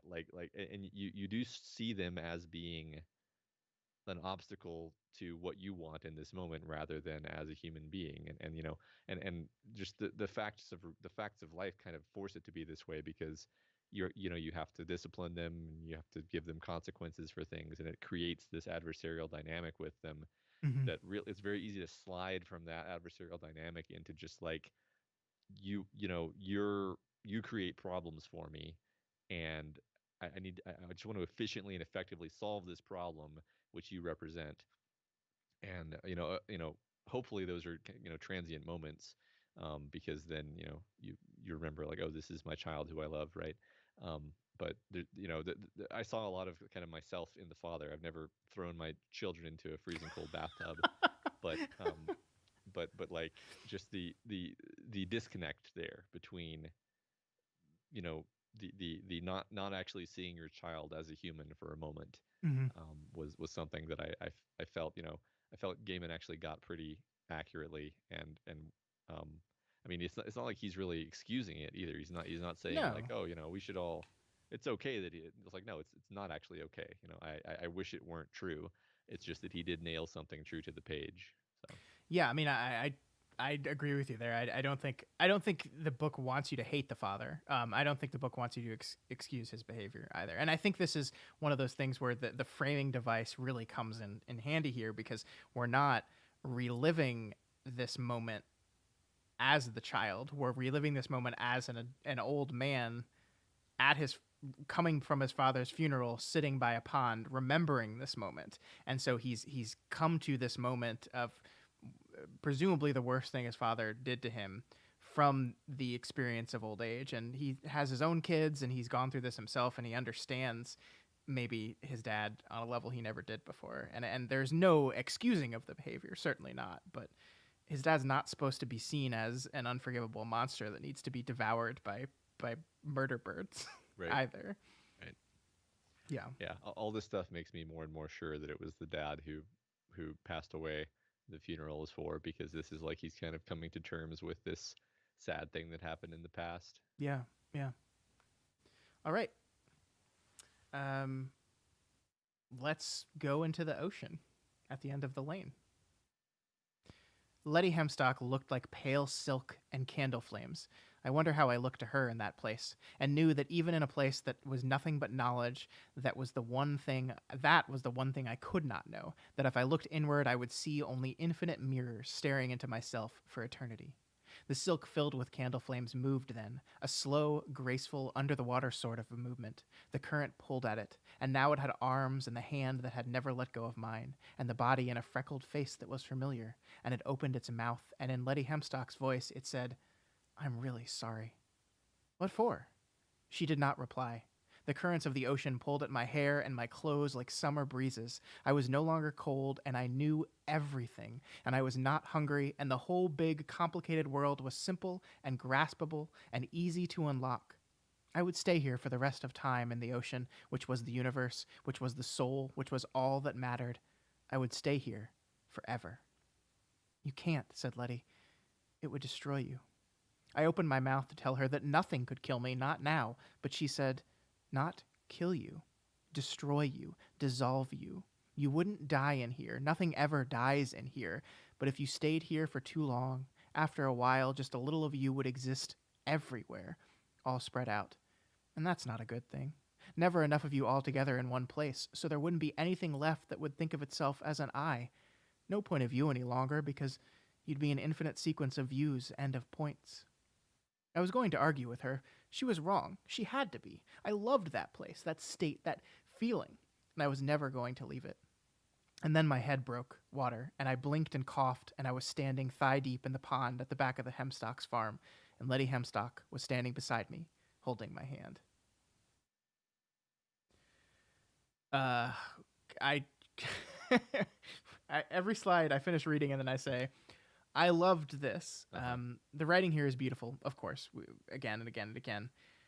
And this idea of the one thing that is true throughout the story for this kid is he's scared, he's uncertain, and he doesn't get it, right? And in this moment, he's no longer cold and he knew everything. He's not hungry. He knows everything. He understands everything. He grasps everything. The world was simple. The world makes sense. But you can't stay in that state because that's not reality. That's not the truth. Yeah. And if you stayed there, you wouldn't be you anymore because you are defined sort of in contrast to the universe. Mm-hmm. I do love this idea, on kind of a religious level, like a spiritual level, on like, Yeah. we're all, the universe is, or life is the universe coming to know itself, or Sure. or what have you.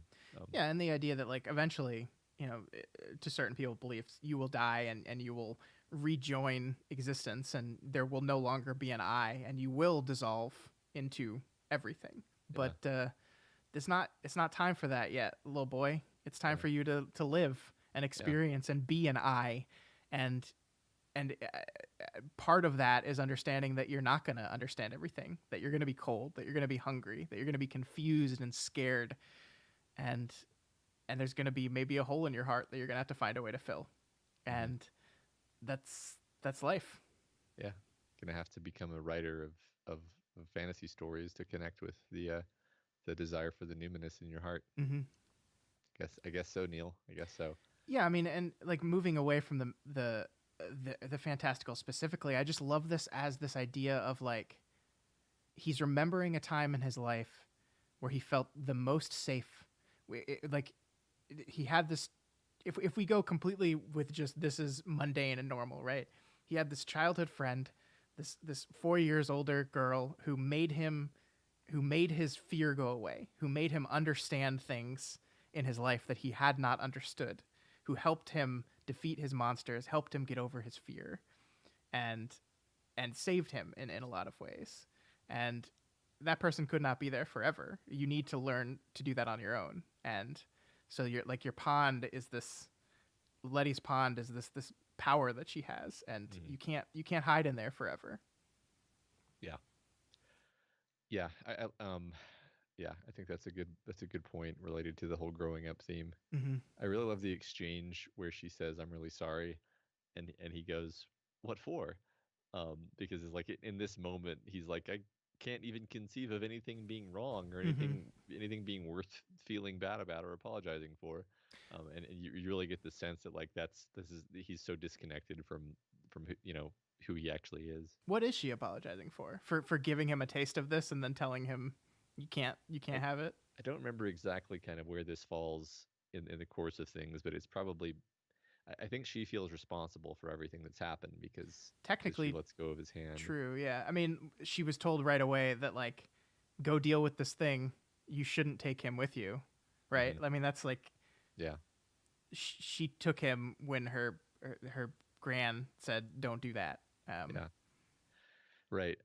I mean, I like it is interesting how normally you're supposed to give your character agency, right?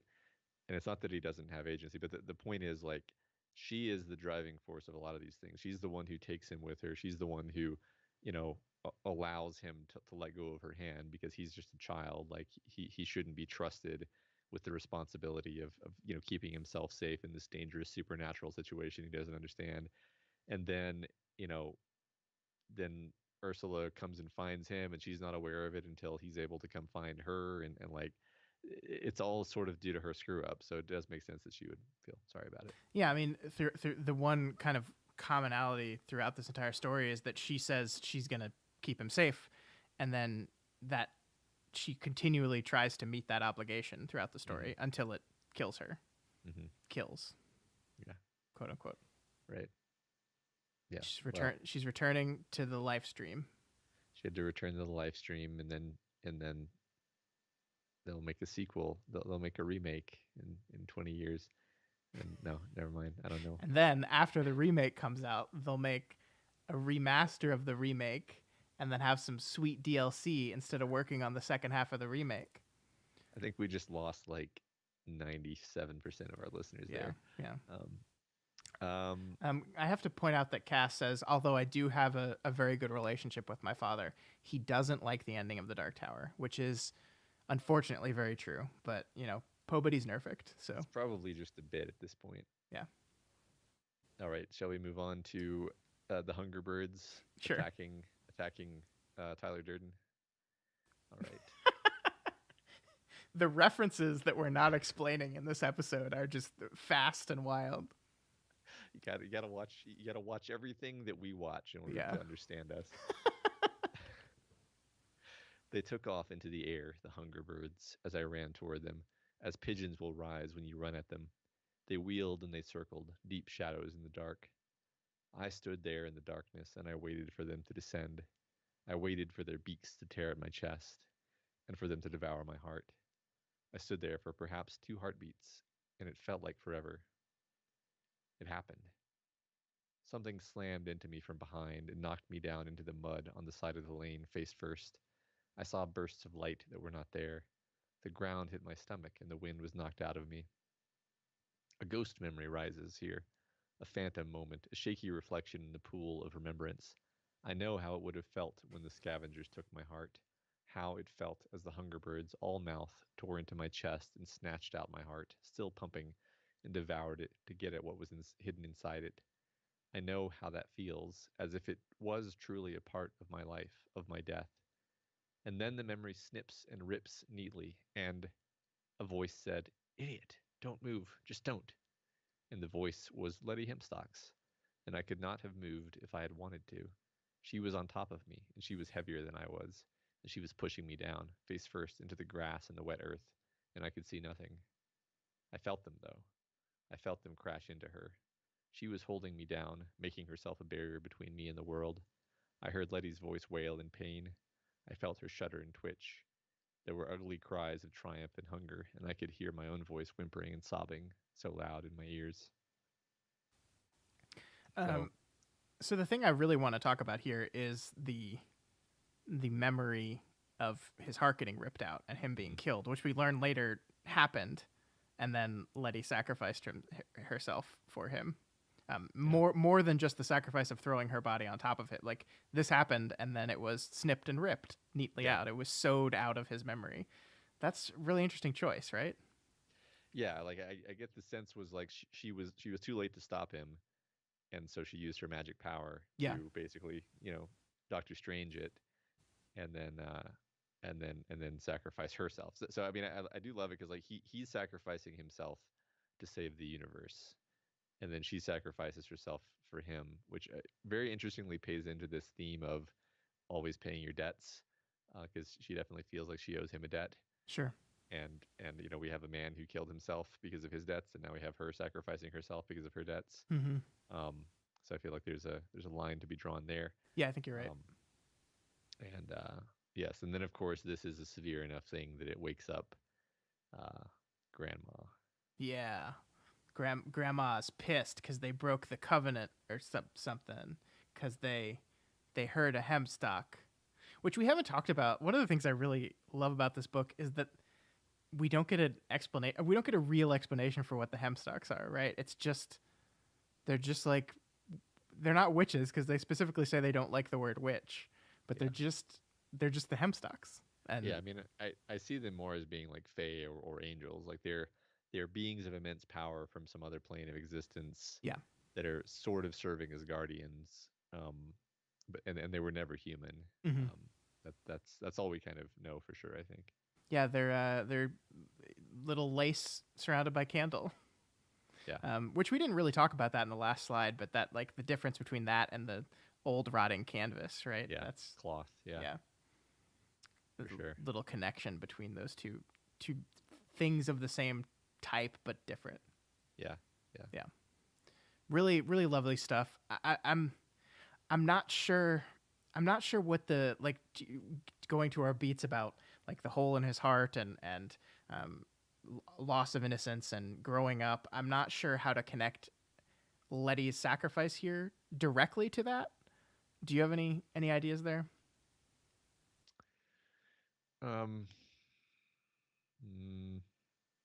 Not really. I mean, she has to go into the so like she doesn't die, but she does go into the ocean, and she seemingly spends like 50 years in the ocean, basically. Yeah, the ocean that we were told specifically like separates them and like differentiates them into everything, and there's no longer an I. But like there's a notion that she's going to return at some point, but she might not really be herself when she returns. Yeah.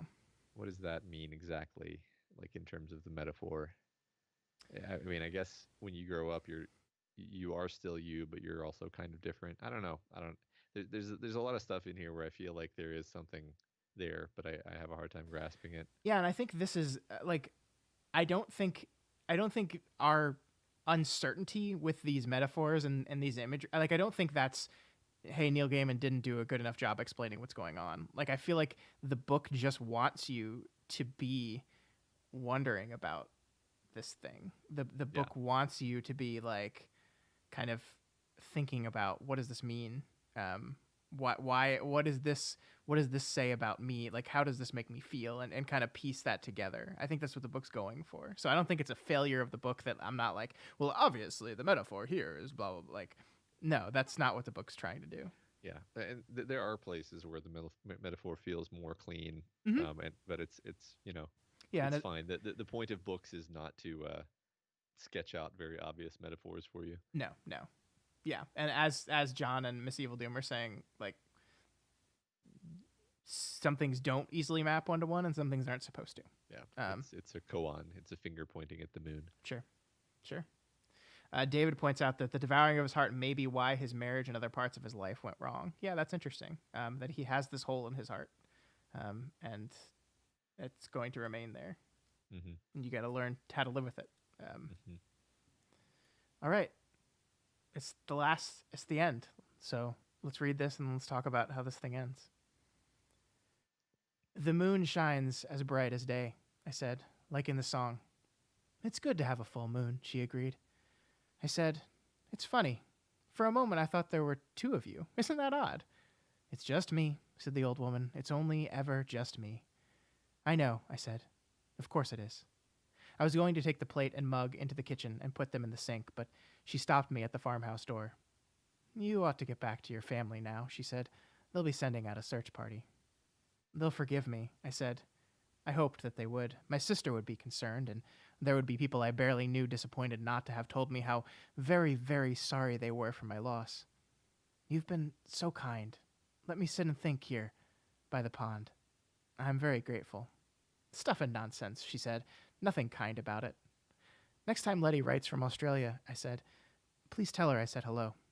I will, she said. She'll be glad you thought of her. I got into the car and started the engine. The old woman stood in the doorway watching me politely until I had turned the car around and was on my way back up the lane. I looked back at the farmhouse in my rearview mirror, and a trick of light made it seem as if two moons hung in the sky above it, like a pair of eyes watching me from above. One moon perfectly full and round, the other its twin on the other side of the sky, a half moon.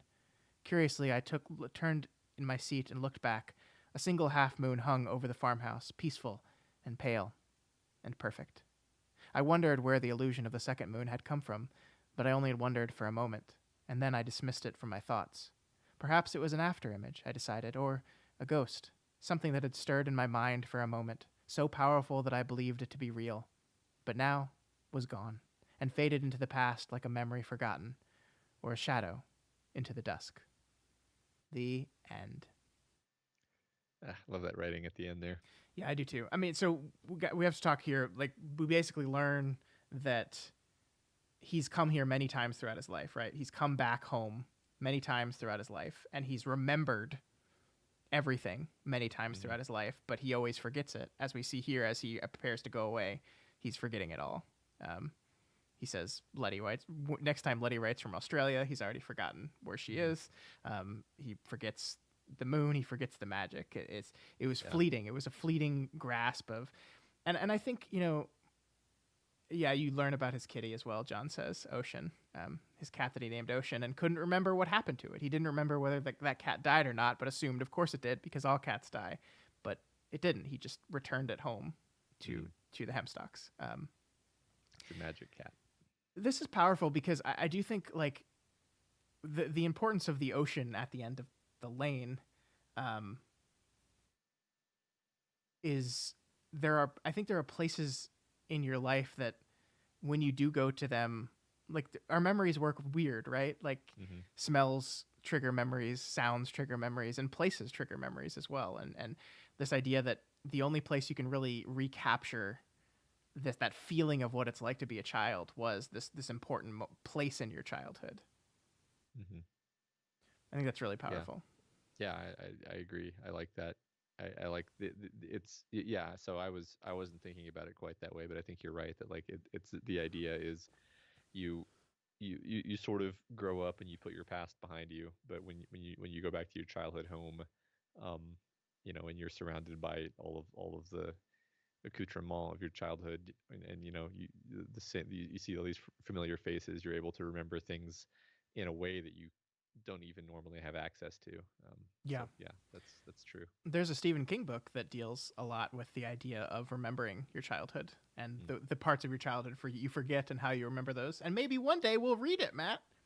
It's one of my favorite books of all time. Which one is this? Do you really want me to tell you? Well, it's it. Okay, yeah, that's fine. Yeah, I probably would have guessed it. It's not really a spoiler. It's like it's like the second page of the book. They start talking about that. I don't think telling somebody the theme of a thing is really a spoiler.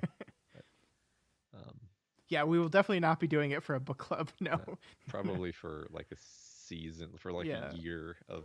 Yeah, that's probably like a 20 episode thing. Yeah. Any more thoughts about this? I think you're right that it's so beautiful. The two moons as a pair of eyes, like I love this idea that Letty is not there, but also she is there. Like she'll be happy to hear you come back. She'll be happy to hear you still think of her occasionally. Yeah. Speaking of Letty, am I being too literal when Miss Hempstock says it's only me, it's only ever me? Like, is that to imply that there's some kind of like triune nature in the three Hempstock women, and they're just sort of like three aspects of the same creature, maybe? And the Letty aspect, which is the child aspect, was indeed, damaged. But I'm really kind of digging really hard into this kind of throwaway line, but I do think it's interesting that the middle Hempstock sort of just vanished suddenly in a way that was surprising to me. So I don't know. Do you think there's anything to that? Yes, I mean that when I first heard that line, that was my thing. Is that they're really three parts of the same thing, and Hmm. it is only in the moments of magical, fantastical nature that that you can see all three of those parts. Okay.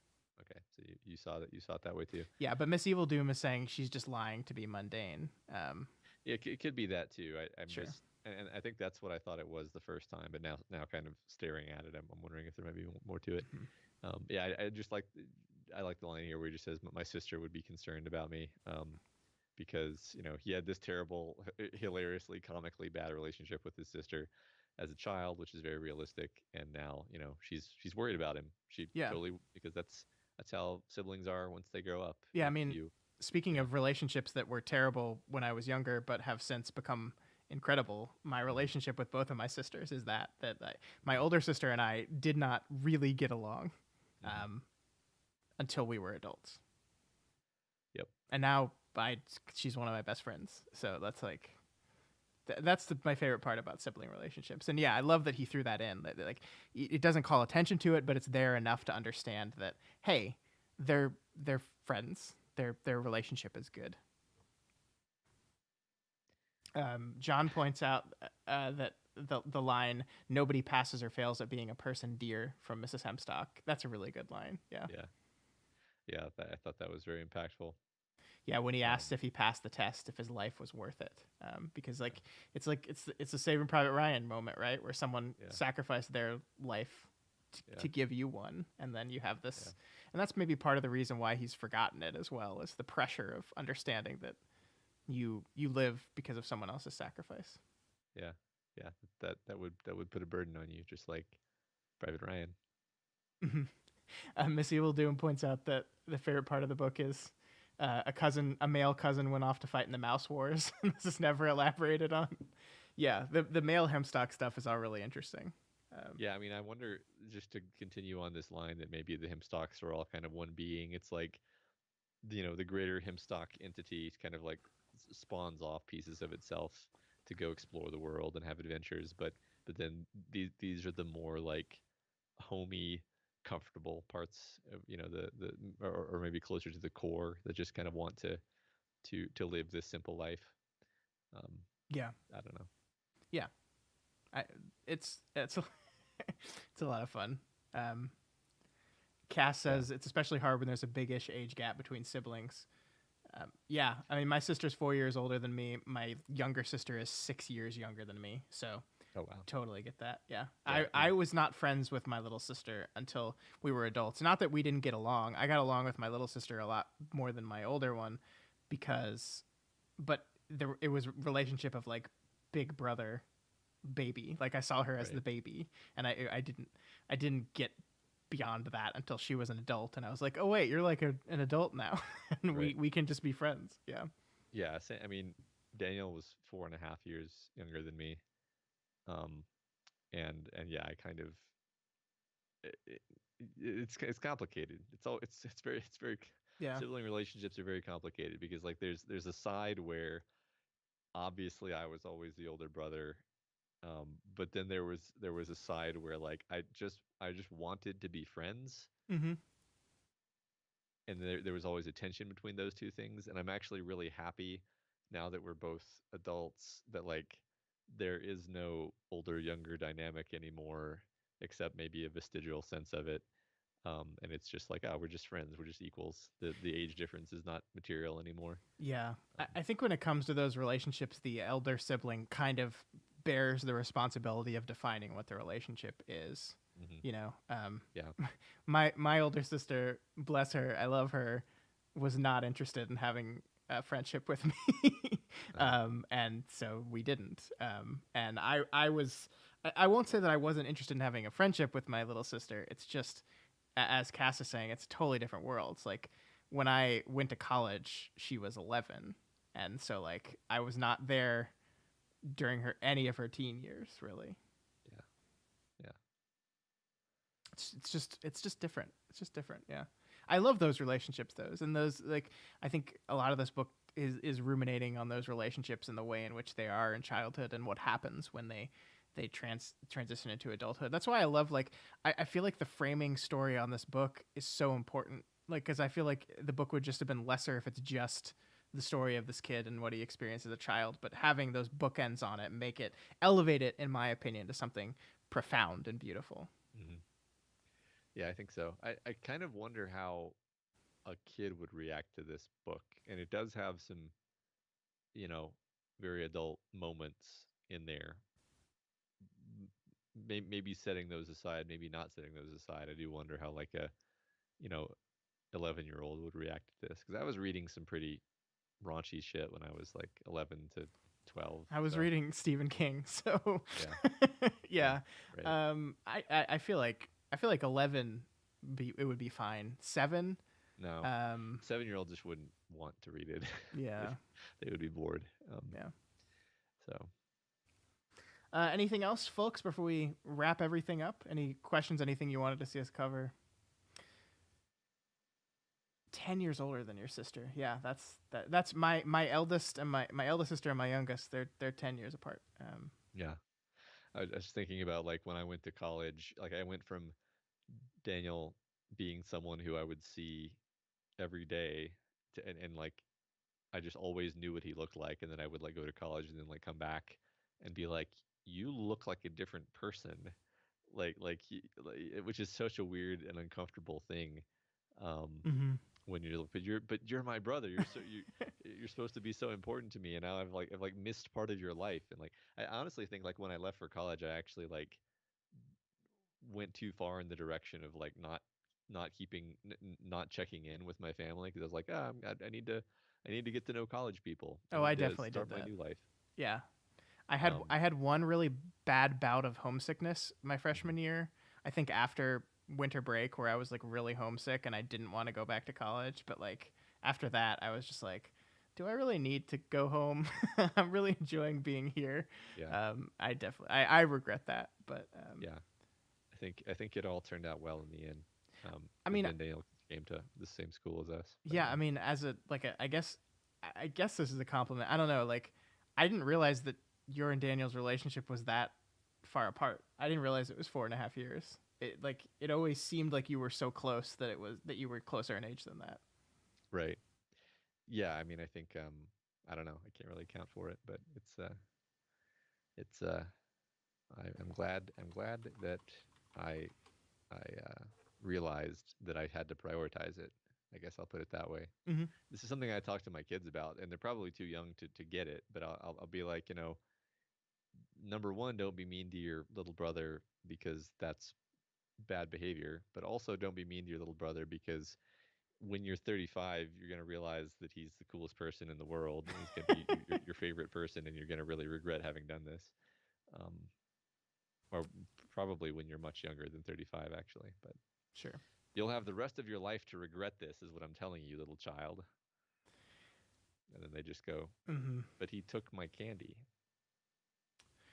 All right, so John is asking us how many of Gaiman's other books have we read. Let's see. I had to pull it up. I have read Good Omens, Stardust, American Gods, Coraline, Anansi Boys. I have not read The Graveyard Book, and I have not read Eternity's Wheel. But I think those are short stories, right? I don't know. I don't know. Yeah, No, we read American Gods for the book club too. we So read American Gods and Good Omens for the book club. Good yes. Omens was that our first? No, it was I don't maybe. know. I think it was our first. Depends on how you define first. Sure. Um. I have some more to read, but I've loved everything I've read. I want to read Coraline again. Man, I love Coraline. I love the Leica movie of Coraline. Yeah. God, it's so good. I felt a lot of the other mother from Coraline in Ursula in this book while I was reading it. Yeah. I was like, Yeah. yeah, I see the author here a little bit. Yeah, that's funny. That's a good point. Yeah, God, I love that. That's one of my favorite movies. I want to watch that again this weekend. It's so good, man. Everyone should watch everything that Leica does, because they're one of the best filmmaking studios out there, and their stop motion animation is legitimately incredible. Yeah, for sure. Did you ever see Kubo and the Two Strings? I never finished it, which is embarrassing. You son of a bitch. Started watching it. I have not read Sandman. No, I've read the first volume. I think that's it. No, I haven't read it. It's kind of expensive, right? Ish. Yeah. I mean, you don't have to get like the fancy versions, but I think there's a collection. Let me see.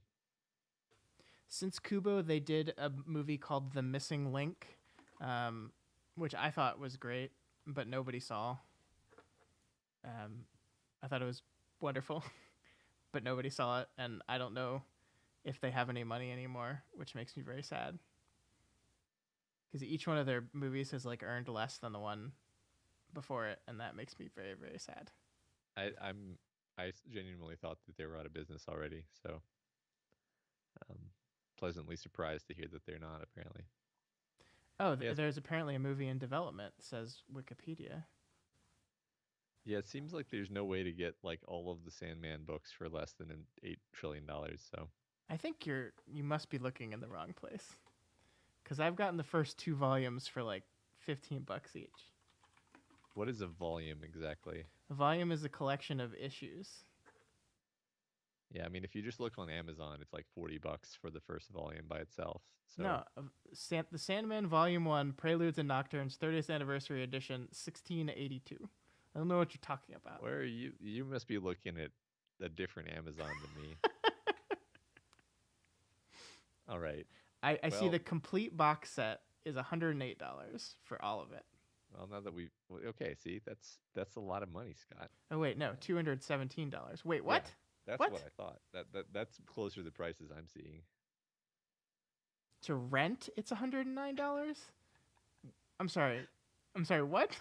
Yeah. Comic books, man.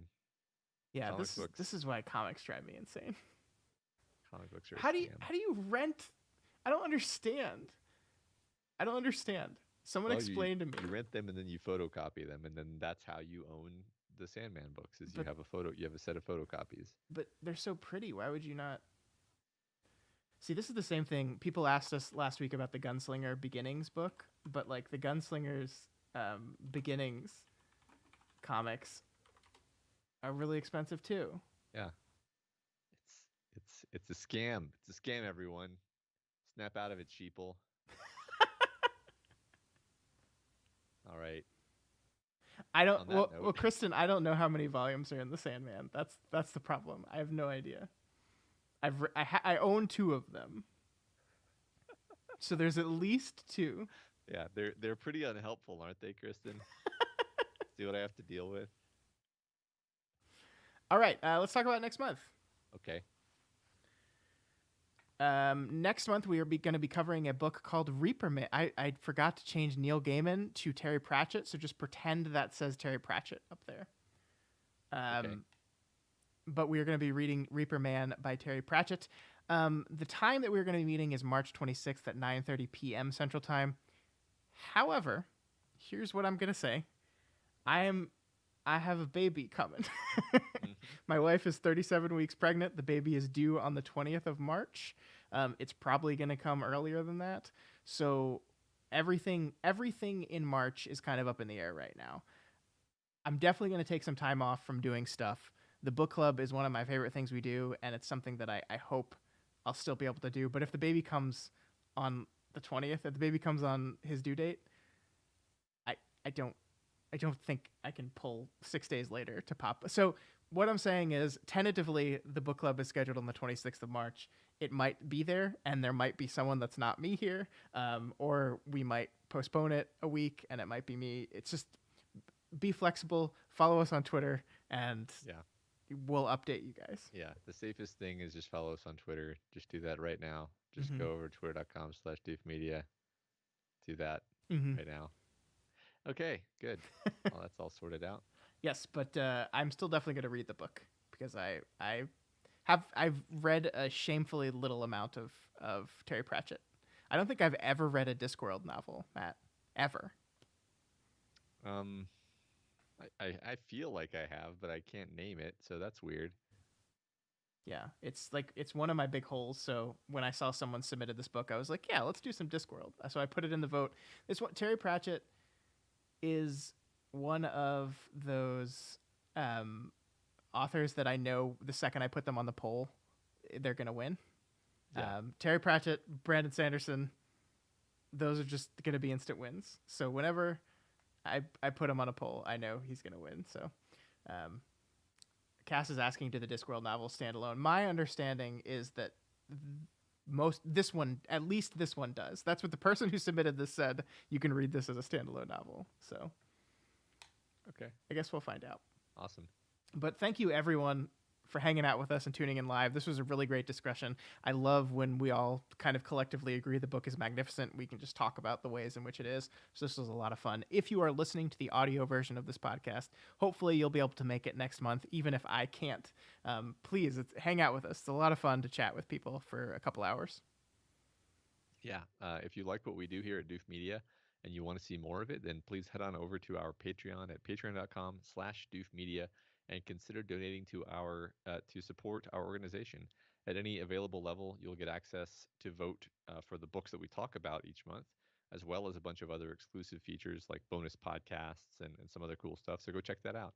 That's right. And if you have any questions or comments on this month's book, next month's book, or anything we do here at Doof Media, you can always find us on Twitter at Doof Media, or email us at doofmedia@gmail.com, or go to our subreddit. It's reddit.com/r/doofmedia and make a post, and we'll say hello.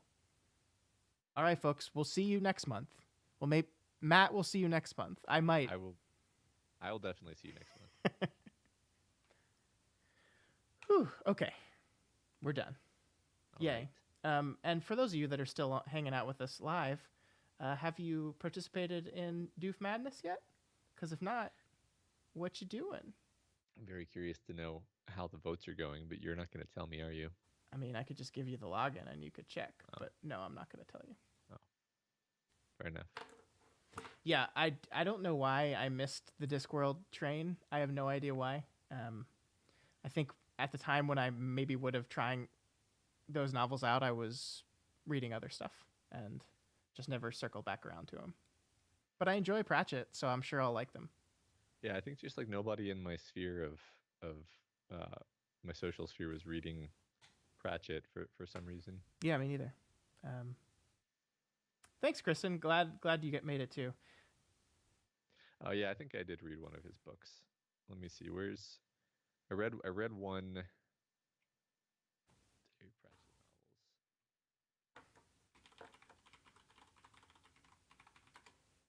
I'm just gonna link it in the chat so everyone can see it. Here you go. Oh, I'm on my other account. I did not know that. So I don't think it's gonna let my link go because I'm not. Matt, are you on the Doof Media account?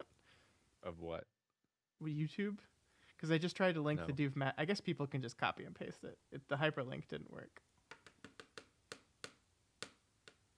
Yeah, I think this week's the play-in round. Most of you probably haven't seen most of these movies, which is why they're on the bubble. So it's absolutely fine. Like voting for the first round will start on Monday, so make sure you check back on Monday because there'll be a lot of movies you have seen in that, and some impossible decisions. I can't wait to see how you vote between. Let's see which is one that I know is going to torture you, Matt. Let's see.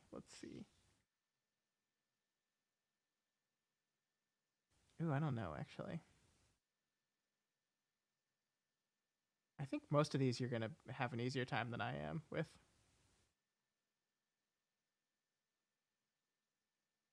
Maybe.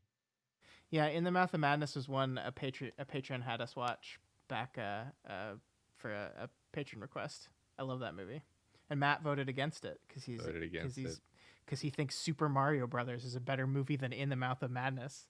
Look, it was to honor my 7-year-old child self who has a hole in his heart because somebody made fun of the Super Mario Brothers movie. Yeah, well, you know what you need? A murder bird. I guess so. Discworld is a thing that I've never read that I would like to read some of them. And then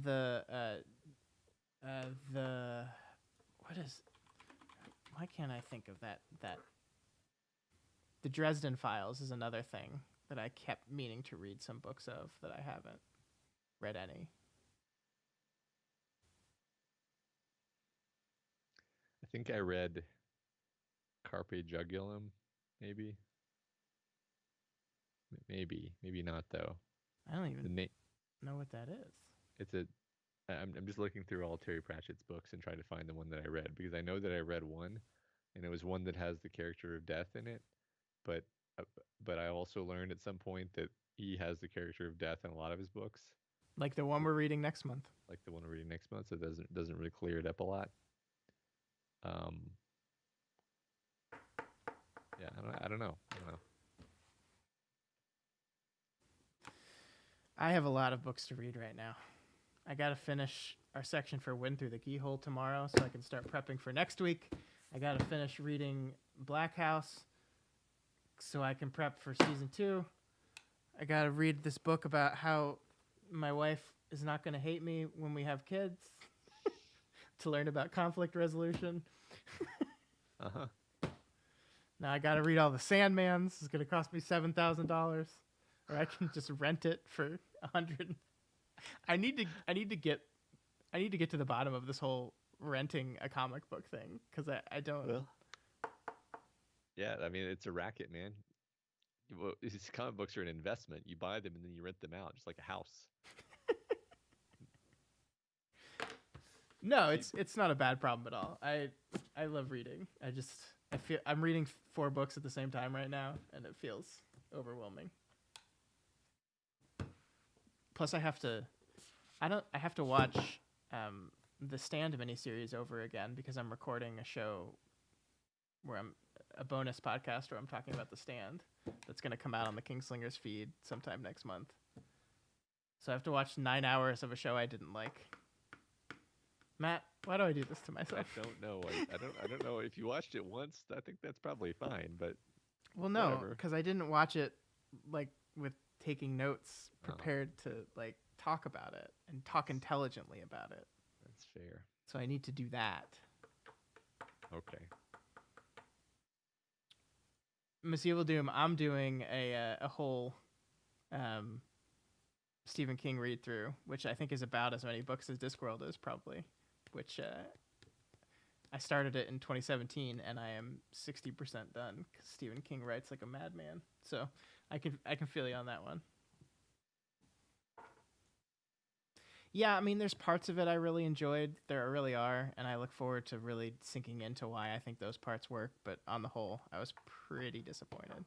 One day, Matt and I will get to talk about it, because I am going to make you watch that show once you've read the book. I'll see about that. Matt, not only are you going to watch that, you're also going to watch the 90s miniseries version. We'll see about that. Yes, I am going chronologically. So I'm currently in 2001, which is when Black House came out. That's why I'm reading Black House. Rereading Black House, I should say. Yeah, the 90s miniseries is better. You'll see, Matt. You'll see. Gonna make you watch all the things. It's a good thing I like Stephen King. See, I told you when we started Dark Tower, I was like, you know that if you tell me you like this, you're fucked for life, because I'm gonna make you read and watch everything. Well, I guess I don't mind. I warned you. All right, folks. I don't actually mind. It's almost midnight. I am tired, so I think we're gonna call it a day. This was so much fun. Thank you, folks. Have a good month. John, don't open that wound, John.